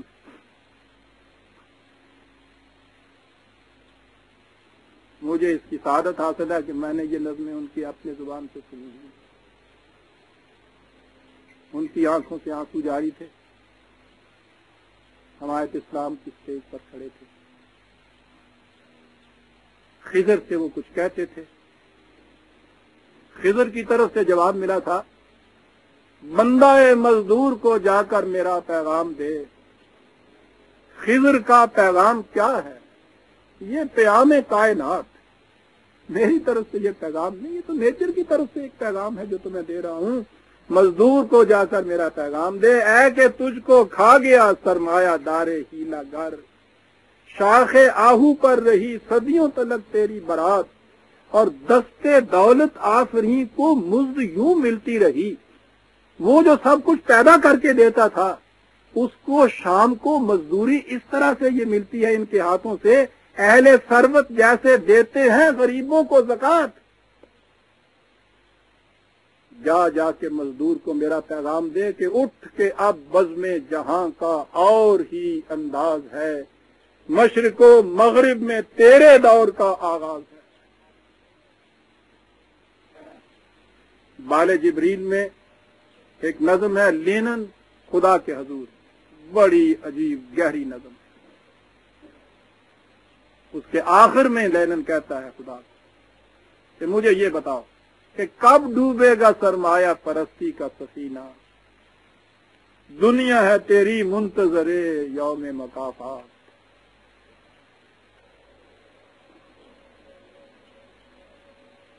اپنی نظموں میں ہی نہیں، اقبال نے اپنے خطوط کے اندر بھی بار بار اس کی تصریح کی ہے.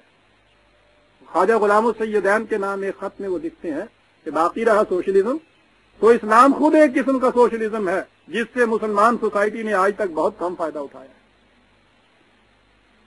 وہ قائد اعظم کے نام 1937 میں لکھتے ہیں، جب قائد اعظم نے مسلم لیگ کی تعمیر نو کی تھی، اور کہا یہ تھا اقبال نے اس خط میں کہ اگر مسلم لیگ نے غریبوں کی روٹی کے سوال کو حل نہ کیا تو چند دن کے بعد اس کا مستقبل بھی ایسا ہی تاریخ ہو جائے گا کہ جیسا دوسری تاریخوں کا تاریخ ہوا ہے.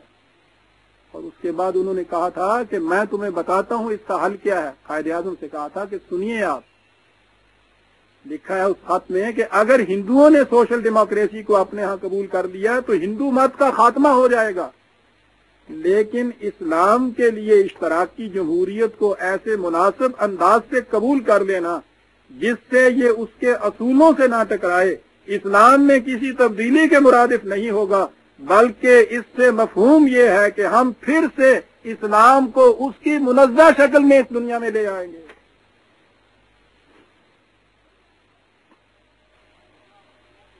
اقبال نے اس زمانے میں بار بار روس کو سمجھایا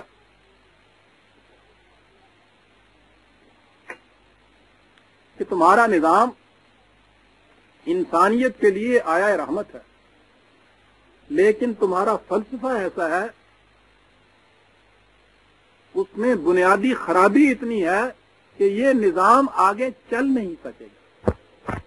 ایک فکرے میں بات یہ ہے برادران عزیز، یہ نظام چاہتا یہ ہے کہ ایک شخص دن بھر جان مار کر محنت کرے، خون پسینہ ایک کر دے، اور اس کے بعد اپنی محنت کے محصول میں سے اپنی کم از کم ضروریات کے لیے لے اور باقی سارے کا سارا ان کی ضروریات کے لیے دے دے جن کی ضروریات ان کی محنت سے پوری نہیں ہوتی. بات ساری یہ ہے کہ میں ایسا کیوں کروں. اسے جذبہ محرکہ یا انسینٹیو کہتے ہیں.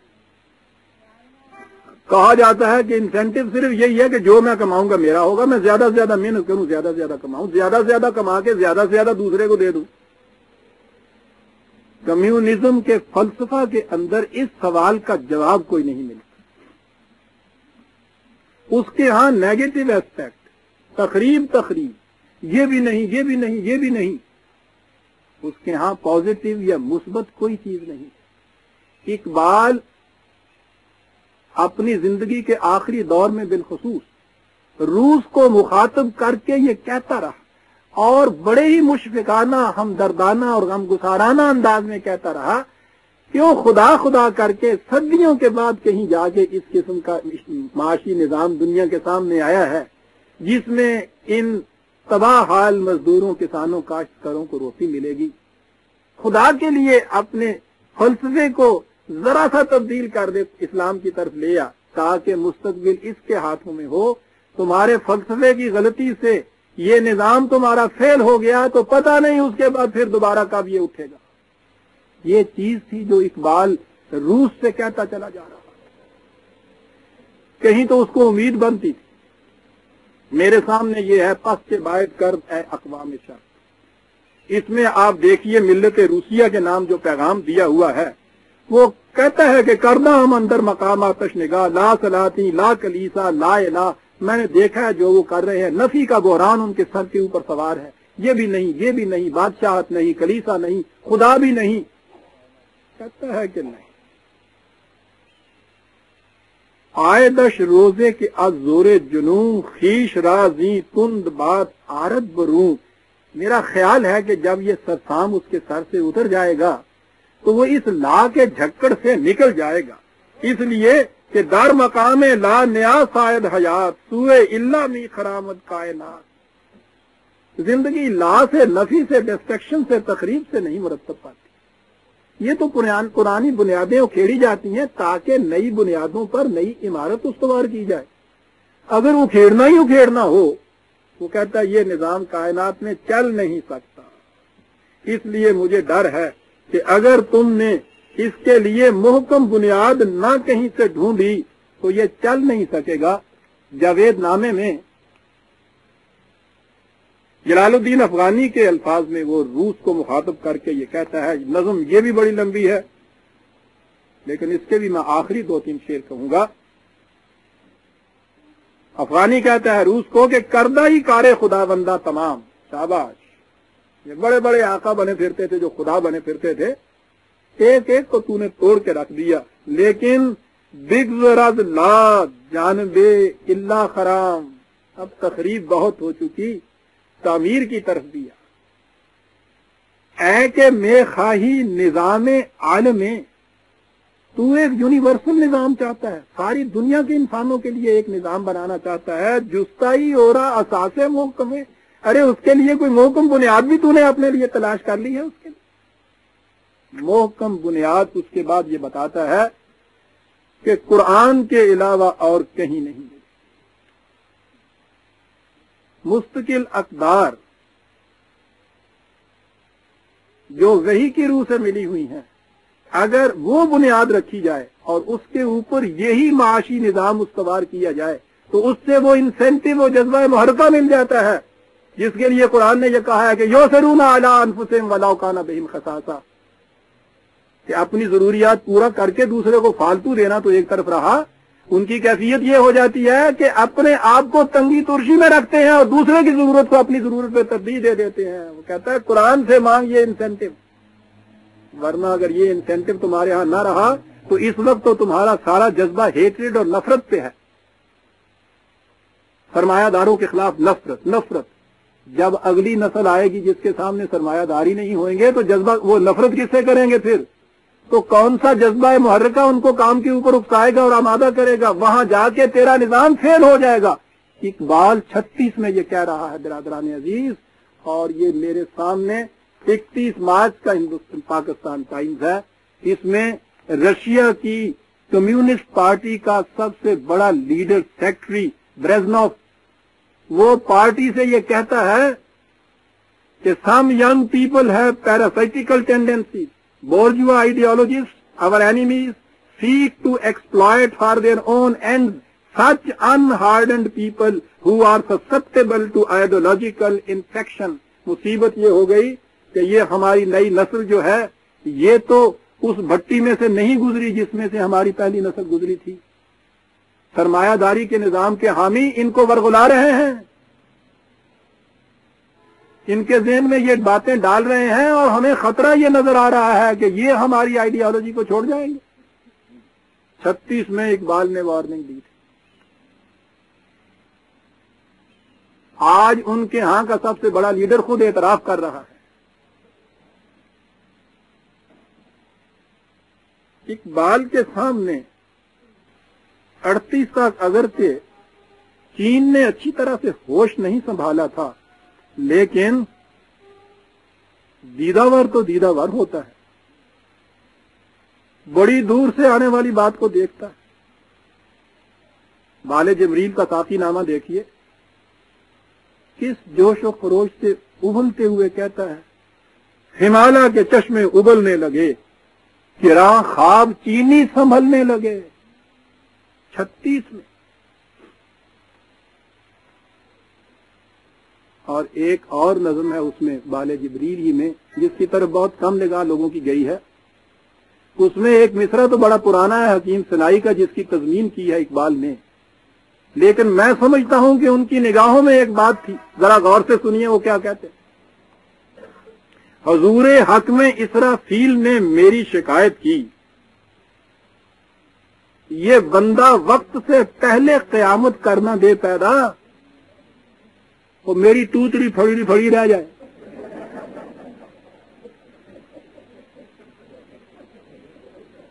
یعنی انہوں اپنا فکر سی بھی لاگے لے جائے گا۔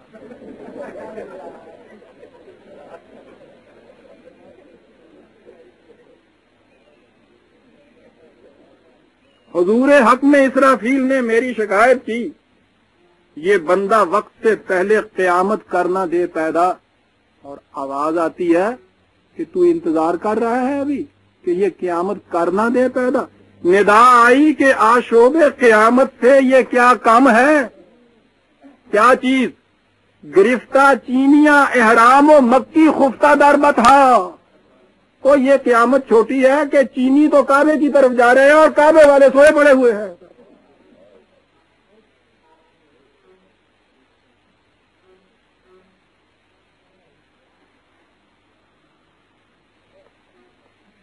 اس لیے ابلیس کہہ رہا ہے کہ جانتا ہے جس پہ روشن باطن ایام ہے، مزدکیت فتنہ فردہ نہیں، اسلام ہے۔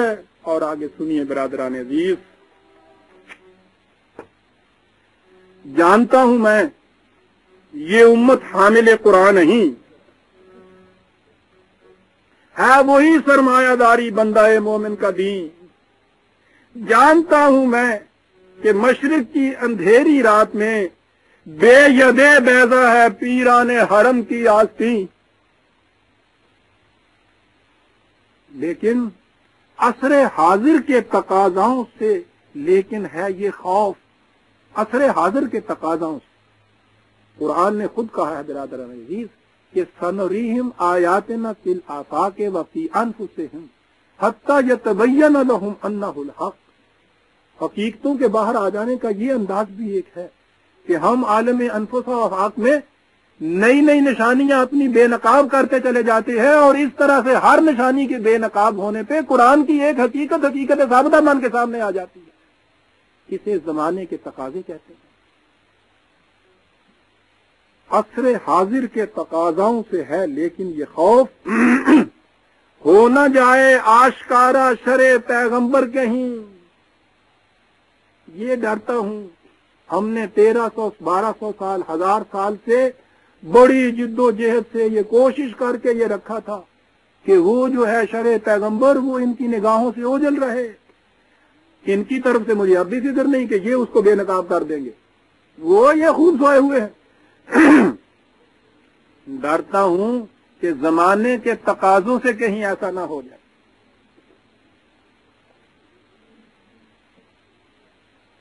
ہو نہ جائے آشکارا شرع پیغمبر کہیں۔ سنیے برادران عزیز،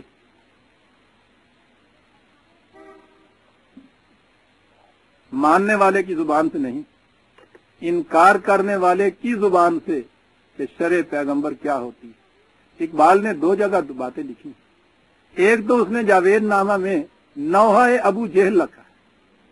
ابو جہل کعبے کا دامن تھام کر اپنے بتوں سے فریاد کرتا ہے کہ یہ ایک نیا محمد صلی اللہ علیہ وسلم، یہ ایک نئی قیامت برپا ہو۔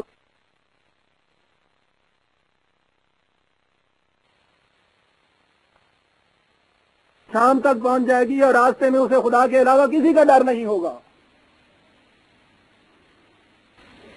نظام خدا بندی کی تکمیل ہوتی ہے جس دن عورت کو باہر نکلتے ہوئے کسی کا ڈر نہ ہو، اور ابلیسیت اپنی شدت سے چھائی ہوئی ہوتی ہے جس دن عورت بچاری کو گھر کے کمرے کے اندر بھی بیٹھے ہوئے ڈر و خوف مار رہا ہو۔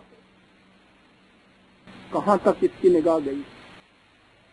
اس نے کہا یہ آدھی سے زیادہ مخلوق جو ہم نے اپاہج بنا کے ان کے ہاں رکھی ہوئی ہے وہ تو یہی چیز ہے جس کی ناموس کا حفاظت کرنے والا کوئی نہیں ہے۔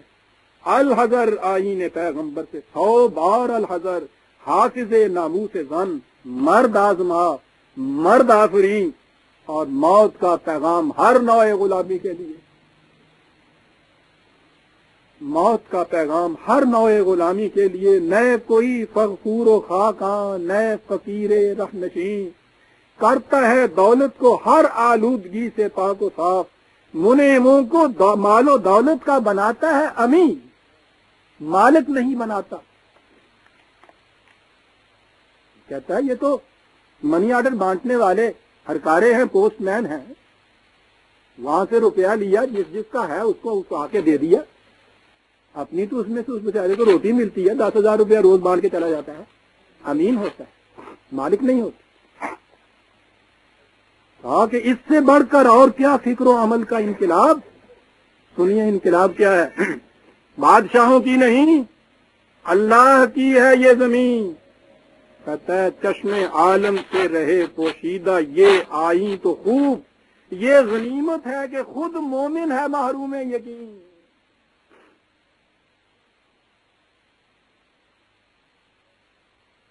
آج کہیں بھولے سے نام لے دیجئے کہ یہ جو آپ کے ہاں آدھی دنیا روز رات کو بھوکی سوتی ہے، ان کی روٹی کا انتظام دیجیے، کفر و الحاد کے فتوے لگنے شروع ہو جائیں گے صاحب، بے دین ہے، کمیونسٹ ہے، ملحد ہے۔ کہتے ہیں یہ غنیمت ہے کہ خود مومن ہے محروم یقین، اس لیے ہے یہی بہتر الہیات میں الجھا رہے، اسے تھیولوجی میں الجھا رکھو، دینیات پڑھاؤ، اس سیدھی بات۔ یعنی یہ تو ہے نہیں کہ اس کو تم بے دین بنا دو، دہریہ یہ ہو ہی نہیں سکے گا، جھوٹ بے نقاب ہو کر کامیاب نہیں ہو سکے گا۔ اس کا علاج یہ ہے، اس کے نصاب میں دینیات رکھ دو، یہ کتاب اللہ کی تعویلات میں الجھا رہے، کرتا رہے۔ کہا کہ توڑ ڈالیں جس کی تکبیریں طلسم شش جہاد، مومن کا قوت بازو برادران عزیز، توڑ ڈالیں جس کی تکبیریں طلسم شش جہاد، ہو نہ روشن اس خدا اندیش کی تاریک رات۔ یہ کرنا ہے تم نے۔ وہ پوچھتے ہیں کہ سرکار فرمائیے اس کے لیے پروگرام کیا ہے، کریں کیا؟ خطرہ تو بہت بڑا آپ نے بتا دیا، وہ خطرہ ہے واقعی، ابلیسیت تو یہاں سے ختم ہو جائے گی، کیا کریں؟ سنیے برادران عزیز، پروگرام دیتا ہے ابلیس اپنے مشیروں کو، یہ امت کہ جس سے مجھے اتنا بڑا خطرہ ہے، اس کی نگاہوں سے دین پیغمبر کو اوجھل رکھنے کے لیے کرو کیا؟ کہا کرو یہ کہ پھیل جاؤ سب جگہ اور ان کو الجھا دو ان مقدس مسائل میں کہ ابن مریم مر گیا یا زندہ جاوید ہے۔ ہاں جی، یہ بتاؤ، چھوڑو یہ سارے قصے ان کے، بڑا آسان، پھیل جاؤ، الجھائے رکھو، اس دور میں الجھاؤ ان کو، ابن مریم مر گیا یا زندہ جاوید ہے، ہیں صفات ذات حق حق سے جدا یا عین ذات، اور آنے والے سے مسیح ناصری مقصود ہے یا مجدد جس میں ہوں فرزند مریم کے صفات۔ چلاؤ ان چیزوں، پھیلاؤ یہ عقیدے، الجھاؤ ان باتوں کے اندر، کراؤ مناظرے ان سے، وقت، انرجی، روپیہ، توجہات، فکر، عمل سب اس کے اندر ضائع کرا دو ان کا۔ ہیں کلام اللہ کے الفاظ حادث یا قدیم، امت مرحوم کی ہے کس عقیدے میں نجات؟ یہ باتیں ان کے اندر چھیڑ دو۔ کہا زیادہ کچھ کرنے کی ضرورت ہی نہیں، کیا مسلمان کے لیے کافی نہیں اس دور میں یہ الہیات کے ترشے ہوئے لات و منات، ارے خدا سے بیگانہ کرنے کے لیے پتھروں کے بت بنانے کی ضرورت ہی نہیں ان کے لیے، تو ان مسائل کے بت تراش کر ان کو دے دیجئے، اور پھر دیکھیے کس طرح سے دن رات اس کی پرستش میں یہ لگے رہتے ہیں، اس لیے کہ اس سے نجات ہوتی ہے۔ کہا کہ دیکھ یہ کچھ کرو اور تم اسے بیگانہ رکھو عالم کردار سے، باتیں کراتے رہو،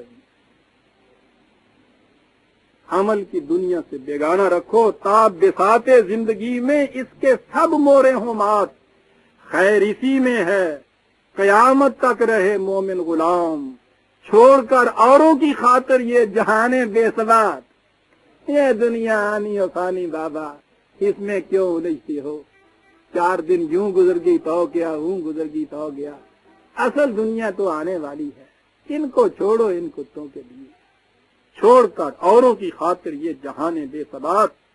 سنیے کیا کہتا ہے وہی شعر و تصوف اس کے حق میں خوب تر، جو چھپا دے اس کی آنکھوں سے تماشائے حیات، زندگی کی پرابلم نگاہوں سے چھپی رہے، ایسی شاعری دو، ایسا تصوف دو، ایسے دینیات دو، کچھ نہیں کرنے کی۔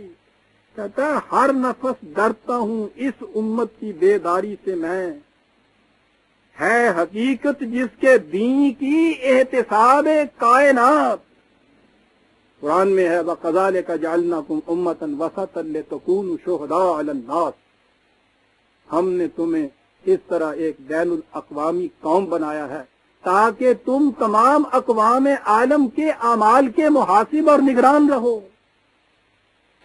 فریضہ دیکھ رہے ہیں اس امت کا، دنیا کی قوموں کے اعمال کے محاسب اور نگران، کہ کوئی زیادہ حق اور اعتدال اور عدل و انصاف سے ادھر تو نہیں جا رہا، جہاں کوئی گیا اور اس نے او پی کی طرح وہاں سے آواز دی کھڑے ہو جاؤ کہاں جا رہے ہیں۔ کہتا ہے کہ ہر نفس ڈرتا ہوں اس امت کی بیداری سے میں، ہے حقیقت جس کے دین کی احتساب کائنات۔ اور آخری شعر اور پروگرام کی آخری کڑی ہے برادران عزیز، سنیے غور سے، وہ کہتا ہے کچھ کرنے کی ضرورت نہیں ہے، مست رکھو ذکر و فکر صبح گاہی میں اسے، اور پختہ تر کر دو مزاج خانقاہی میں اسے، پھر ستے خیرت، پھر کچھ نہیں بگڑتا تو اڈا ہے ابلیس، تو جاؤ اسے مزاج خانقاہی میں پختہ تر کر دو، الجھاؤ ان مسائل کے اندر کہ چاند دیکھنے کے لیے شرائط کیا ہے، الجھاؤ ان مسائل کے اندر کہ قربانی کے لیے جو بکری لینی چاہیے اس کے اندر کس قسم کی خصوصیات ہونی چاہیے، ذکر و فکر صبح گاہی کے اندر الجھائے رکھو، پختہ تر کر دو مزاج خانقاہی میں اسے، یہ کر دو گے تو اس کے بعد پھر مجھے کسی قسم کا کوئی ڈر اس امت سے بھی نہیں ہے۔ آپ نے غور کیا دنیا کی ساری سیاست کے اوپر کس طرح سے تنقیدی نگاہ ڈالی گئی، کیسے ابلیس مامون و محفوظ ہے ان تمام تحریکات سے جو دنیا میں اتنے ولولے اور غلغلے سے اٹھی ہیں، اسے خطرہ نظر آ رہا ہے اب بھی اس ایک امت، خطرہ نظر آ رہا ہے دین پیغمبر، اس کی ساری کوشش یہ ہے کہ اس کو مسلمانوں کی نگاہوں سے اوجھل رکھیے، اور اوجھل رکھنے کا ایک ہی طریقہ ہے کہ ان کو غیر مسلم نہ بنائیے، لا دین کی صورت نہیں، داڑھی والی بات جو ہے وہ نہیں، بس ان کو ان مسائل کے اندر الجھائے رکھیے، خانقاہیت کا مزاج ان کے اندر داخل کر دیجیے، اس دنیا سے نفرت، کشمکش سے حیات سے گریز، نگاہیں ایک موہوم ثواب کے اوپر، بس پھر سب کچھ ٹھیک ہے۔ عزیزان مان، یہ ہے ابلیس کی مجلس شورا کے متعلق اقبال کی نظم۔ آپ نے غور فرمایا ہے کہ یہ نظم کیا ہے؟ ہمارے اس پورے دور کی ساری سیاست اور تحریکات کے اوپر نہایت ارتکاز اور کرسٹلائزڈ فارم کے اندر صحیح تبصرہ تنقید، اور اس کے بعد مسلمانوں کا تجزیہ اور ابلیسی پروگرام کی تفاصیل ساری سامنے آ گئی۔ اقبال نے یہ چیز یوں شاعری نہیں کی تھی، اقبال نے سن 30 میں یہ تصور دیا تھا کہ ہندوستان کے شمال مغرب حصے میں یا مسلمانوں کی اکثریت ہو، وہاں ایک نئی مملکت قائم ہونی چاہیے، اور اس مملکت کے لیے کہا یہ تھا کہ میں یہ اس لیے پروگرام دے رہا ہوں تاکہ اسلام کو اس نفس سے آزاد کر دوں جو عربوں کی بادشاہت نے 1000 برس سے اس کے اوپر لگا رکھا ہے۔ یہ مقصد تھا اس سلطنت کے، اس مملکت کے قائم کرنے کا، کہ اسلام جو ملوکیت کی وجہ سے مسخ ہو چکا ہوا ہے اسے اس ملوکیت کے تاثرات سے نکال کر اسے اس کی منزہ معزہ شکل کے اندر یہاں قائم کیا جائے۔ اس لیے اقبال نے یہ مملکت کا وجود تصور دیا تھا۔ یقین انہیں اتنا تھا کہ انہوں نے یہ کہا تھا کہ میرے نزدیک، یہ لکھے ہوئے الفاظ ان کے موجود ہیں برادران عزیز 37 کے، کہ میرے نزدیک اس علاقے کے اندر مسلمانوں کی آزاد جداگانہ مملکت کا وجود مقدر ہو چکا ہے ان کے لیے۔ وہ جاتے جاتے یہ کہنا چاہتا تھا کہ شاید میں تو اس وقت نہ ہوں گا، مملکت اگر وہ بن گئی تو ابلیس کے ان حربوں سے تم نے محتاط رہنا۔ یہ وارننگ تھی مسلمان کو، وارننگ تھی پاکستان کے بنانے والوں کو کہ یاد رکھو یہ ابلیس ان حربوں سے آیا کرتا ہے۔ کہیں یہ تمہیں ان کنٹرول ڈیموکریسی بتائے گا جس کے اوپر خدا کی وحی کی مستقل اقدار نہیں ہوں گی، کہیں وہ اشتراکیت کی اس قسم کے نعرے بتائے گا کہ جن کی بنیادیں خدا کی مستقل اقدار پہ نہیں ہوں گی۔ اور اس نے کہا سب سے بڑا ڈرنے کا کام یا ان خطروں سے اس کو محفوظ، ابلیسیت کو محفوظ رکھنے کا پروگرام یہ ہے۔ اقبال نے یہ پروگرام پاکستان کے مسلمانوں کو دیا تھا برادران عزیز، کہ دیکھنا کہیں مذہبی پیشوائیت کے چنگل میں نہ آ جانا تم نے،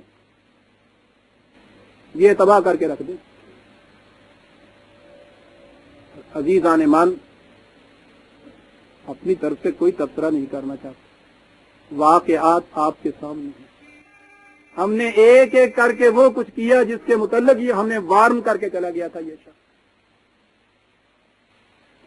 مذہبی پیشوائیت کو آپ دیکھیے، جو حضرات تقسیم کے وقت جہاں تھے یا ہندوستان سے آئے تھے وہ اسے جانتے ہیں اور اس کی شہادت دیں گے کہ یہاں اس زمانے میں بھی یہ علاقہ مسلمانوں کا علاقہ تھا۔ اس زمانے میں مذہبی پیشوائیت کی گرفت یہاں اتنی سخت قطعاً نہیں تھی جتنی آج سخت ہو گئی تھی۔ اس 18 سال کے عرصے میں اتنا جال ان کا بچھا ہوا ہے، اس کا تصور بھی تقسیم کے زمانے میں نہیں ہو سکتا۔ اتنا تسلط ان کا ذہنوں کے اوپر ہو چکا ہوا ہے، جو میں نے پہلے کہا تھا کہ ایسے لوگ جو صحیح فیصلے کرتے ہیں، صحیح نتائج پہ پہنچتے ہیں، ان نتائج اور فیصلوں کو باہر عام کرنے کی جرت نہیں پاتے ہیں کہ اس سے عوام کے اندر مذہبی پیشوائیت اشتعال پیدا کر دے گی۔ ہر شخص ڈر رہا ہے، سہما ہوا پھر رہا ہے۔ انٹیلیجنشیا اور انٹلیکچوئل اس قوم کا وہ اتنی سمجھ رکھتا ہے اپنے اندر کہ اسے یہ معلوم ہو کہ یہ چیز غلط ہو رہی ہے، صحیح یہ چیز ہے۔ مجھے ذاتی تجربہ ہے، کے لوگ یہ باتیں کرتے ہیں، لیکن جب یہ چیز کہی جائے کہ صاحب جو کمرے کے اندر کہتے ہیں آپ باہر بھی جا کے کہیے تو اعتراف ہوتا ہے کہ کون پونڈا دی کھکھر نو اپنے دوالے لے لے جناب، ایویں بوتھا سجا رہے ہیں، یعنی پونڈا دی کھکھر۔ اور پھر کسی میں جرت یہ نہیں ہوتی کہ ایک جھپٹ مار کے اس کھکھر کو الگ کرے، وہ اس میں سے وہ دن بہ دن پیدا ہوتے چلے جاتے ہیں۔ ان کی صورت یہ ہے کہ اندر بیٹھے ہوئے ہر شخص تنقید کر رہا ہے، جرت باہر نہیں کی جا رہی۔ اور جس ملک میں یہ کیفیت کسی ایک تحریک یا ایک نظریے کی بھی برادران عزیز ہو، کیا اس ملک کو کے متعلق آپ سمجھ سکتے ہیں کہ آزادانہ وہ اپنے فیصلوں کو نافذ کر سکے گا؟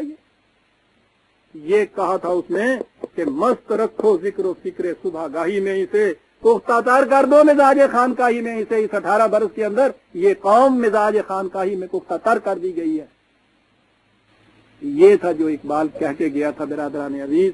میری بصیرت کے مطابق 1000 برس کے بعد جہاں تک میں دیکھ سکا ہوں، ایک قرآنی فکر کا حامل پیدا ہوا تھا۔ یاد رکھیے اقبال معصوم نہیں تھا، انسان تھا، غلطیاں بھی کر سکتا ہے، صاحب بھی ہو سکتے ہیں ان سے، یہ سب چیز ہے، لیکن اس کے فکر کی بنیادیں قرآن کریم تھی۔ قرآن کریم کی روشنی میں اس نے حالات حاضرہ کو پرکھا، جانچا، قرآن سے جو اس کو راہبری ملی اس کی بصیرت کے مطابق وہ اسے دی۔ ہمارا کام یہ ہے کہ ہم زمانے کے جو آگے تقاضے بڑے ہیں ان کو بھی اسی طرح سے قرآن کی روشنی میں دیکھیں، قرآن کی روشنی میں پرکھیں، اور پھر جو کچھ ہمیں قرآن کہے بغیر کسی قسم کے ڈر اور جھجک کے بے باکانہ اس کو عام کر دیں۔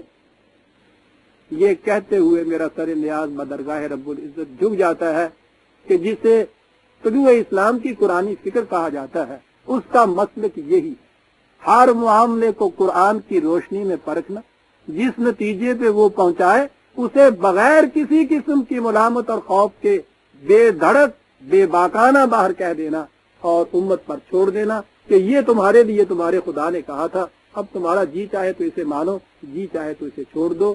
یہ ہے وہ چیز برادران عزیز جو کم از کم سن 38 سے اس وقت تک میں مسلسل دہرائے چلا جا رہا ہوں، بغیر کسی قسم کا دعویٰ کیے ہوئے، بغیر کسی قسم کا اپنا مفاد رکھے ہوئے۔ میں نے آج تک پبلک سے کبھی چندہ نہیں مانگا، میں نے آج تک کبھی کسی سے کچھ لیا نہیں۔ جو کچھ قرآن کی بصیرت مجھے سمجھاتی ہے اس وقت خدا کے علاوہ کوئی ڈر میرے قلم میں نہیں ہوتا۔ برادران عزیز، آپ سے صرف ایک التجا ہے، دعا کیجئے کہ آخری سانس کا خدا مجھے اس مسلک پر قائم رکھے۔ باقی رہا اقبال، مجھ پر ذاتی بھی ان کے احسان ہے، میں نے ان سے بہت کچھ لیا ہے، قرآن کو سمجھا ہے۔ آسماں اس کی لحد پر شبنم افشانی کرے، سبزائے نو رستہ اس گھر کی سیوانی کرے۔ ربنا تقبل منا انک انت السمیع العلیم۔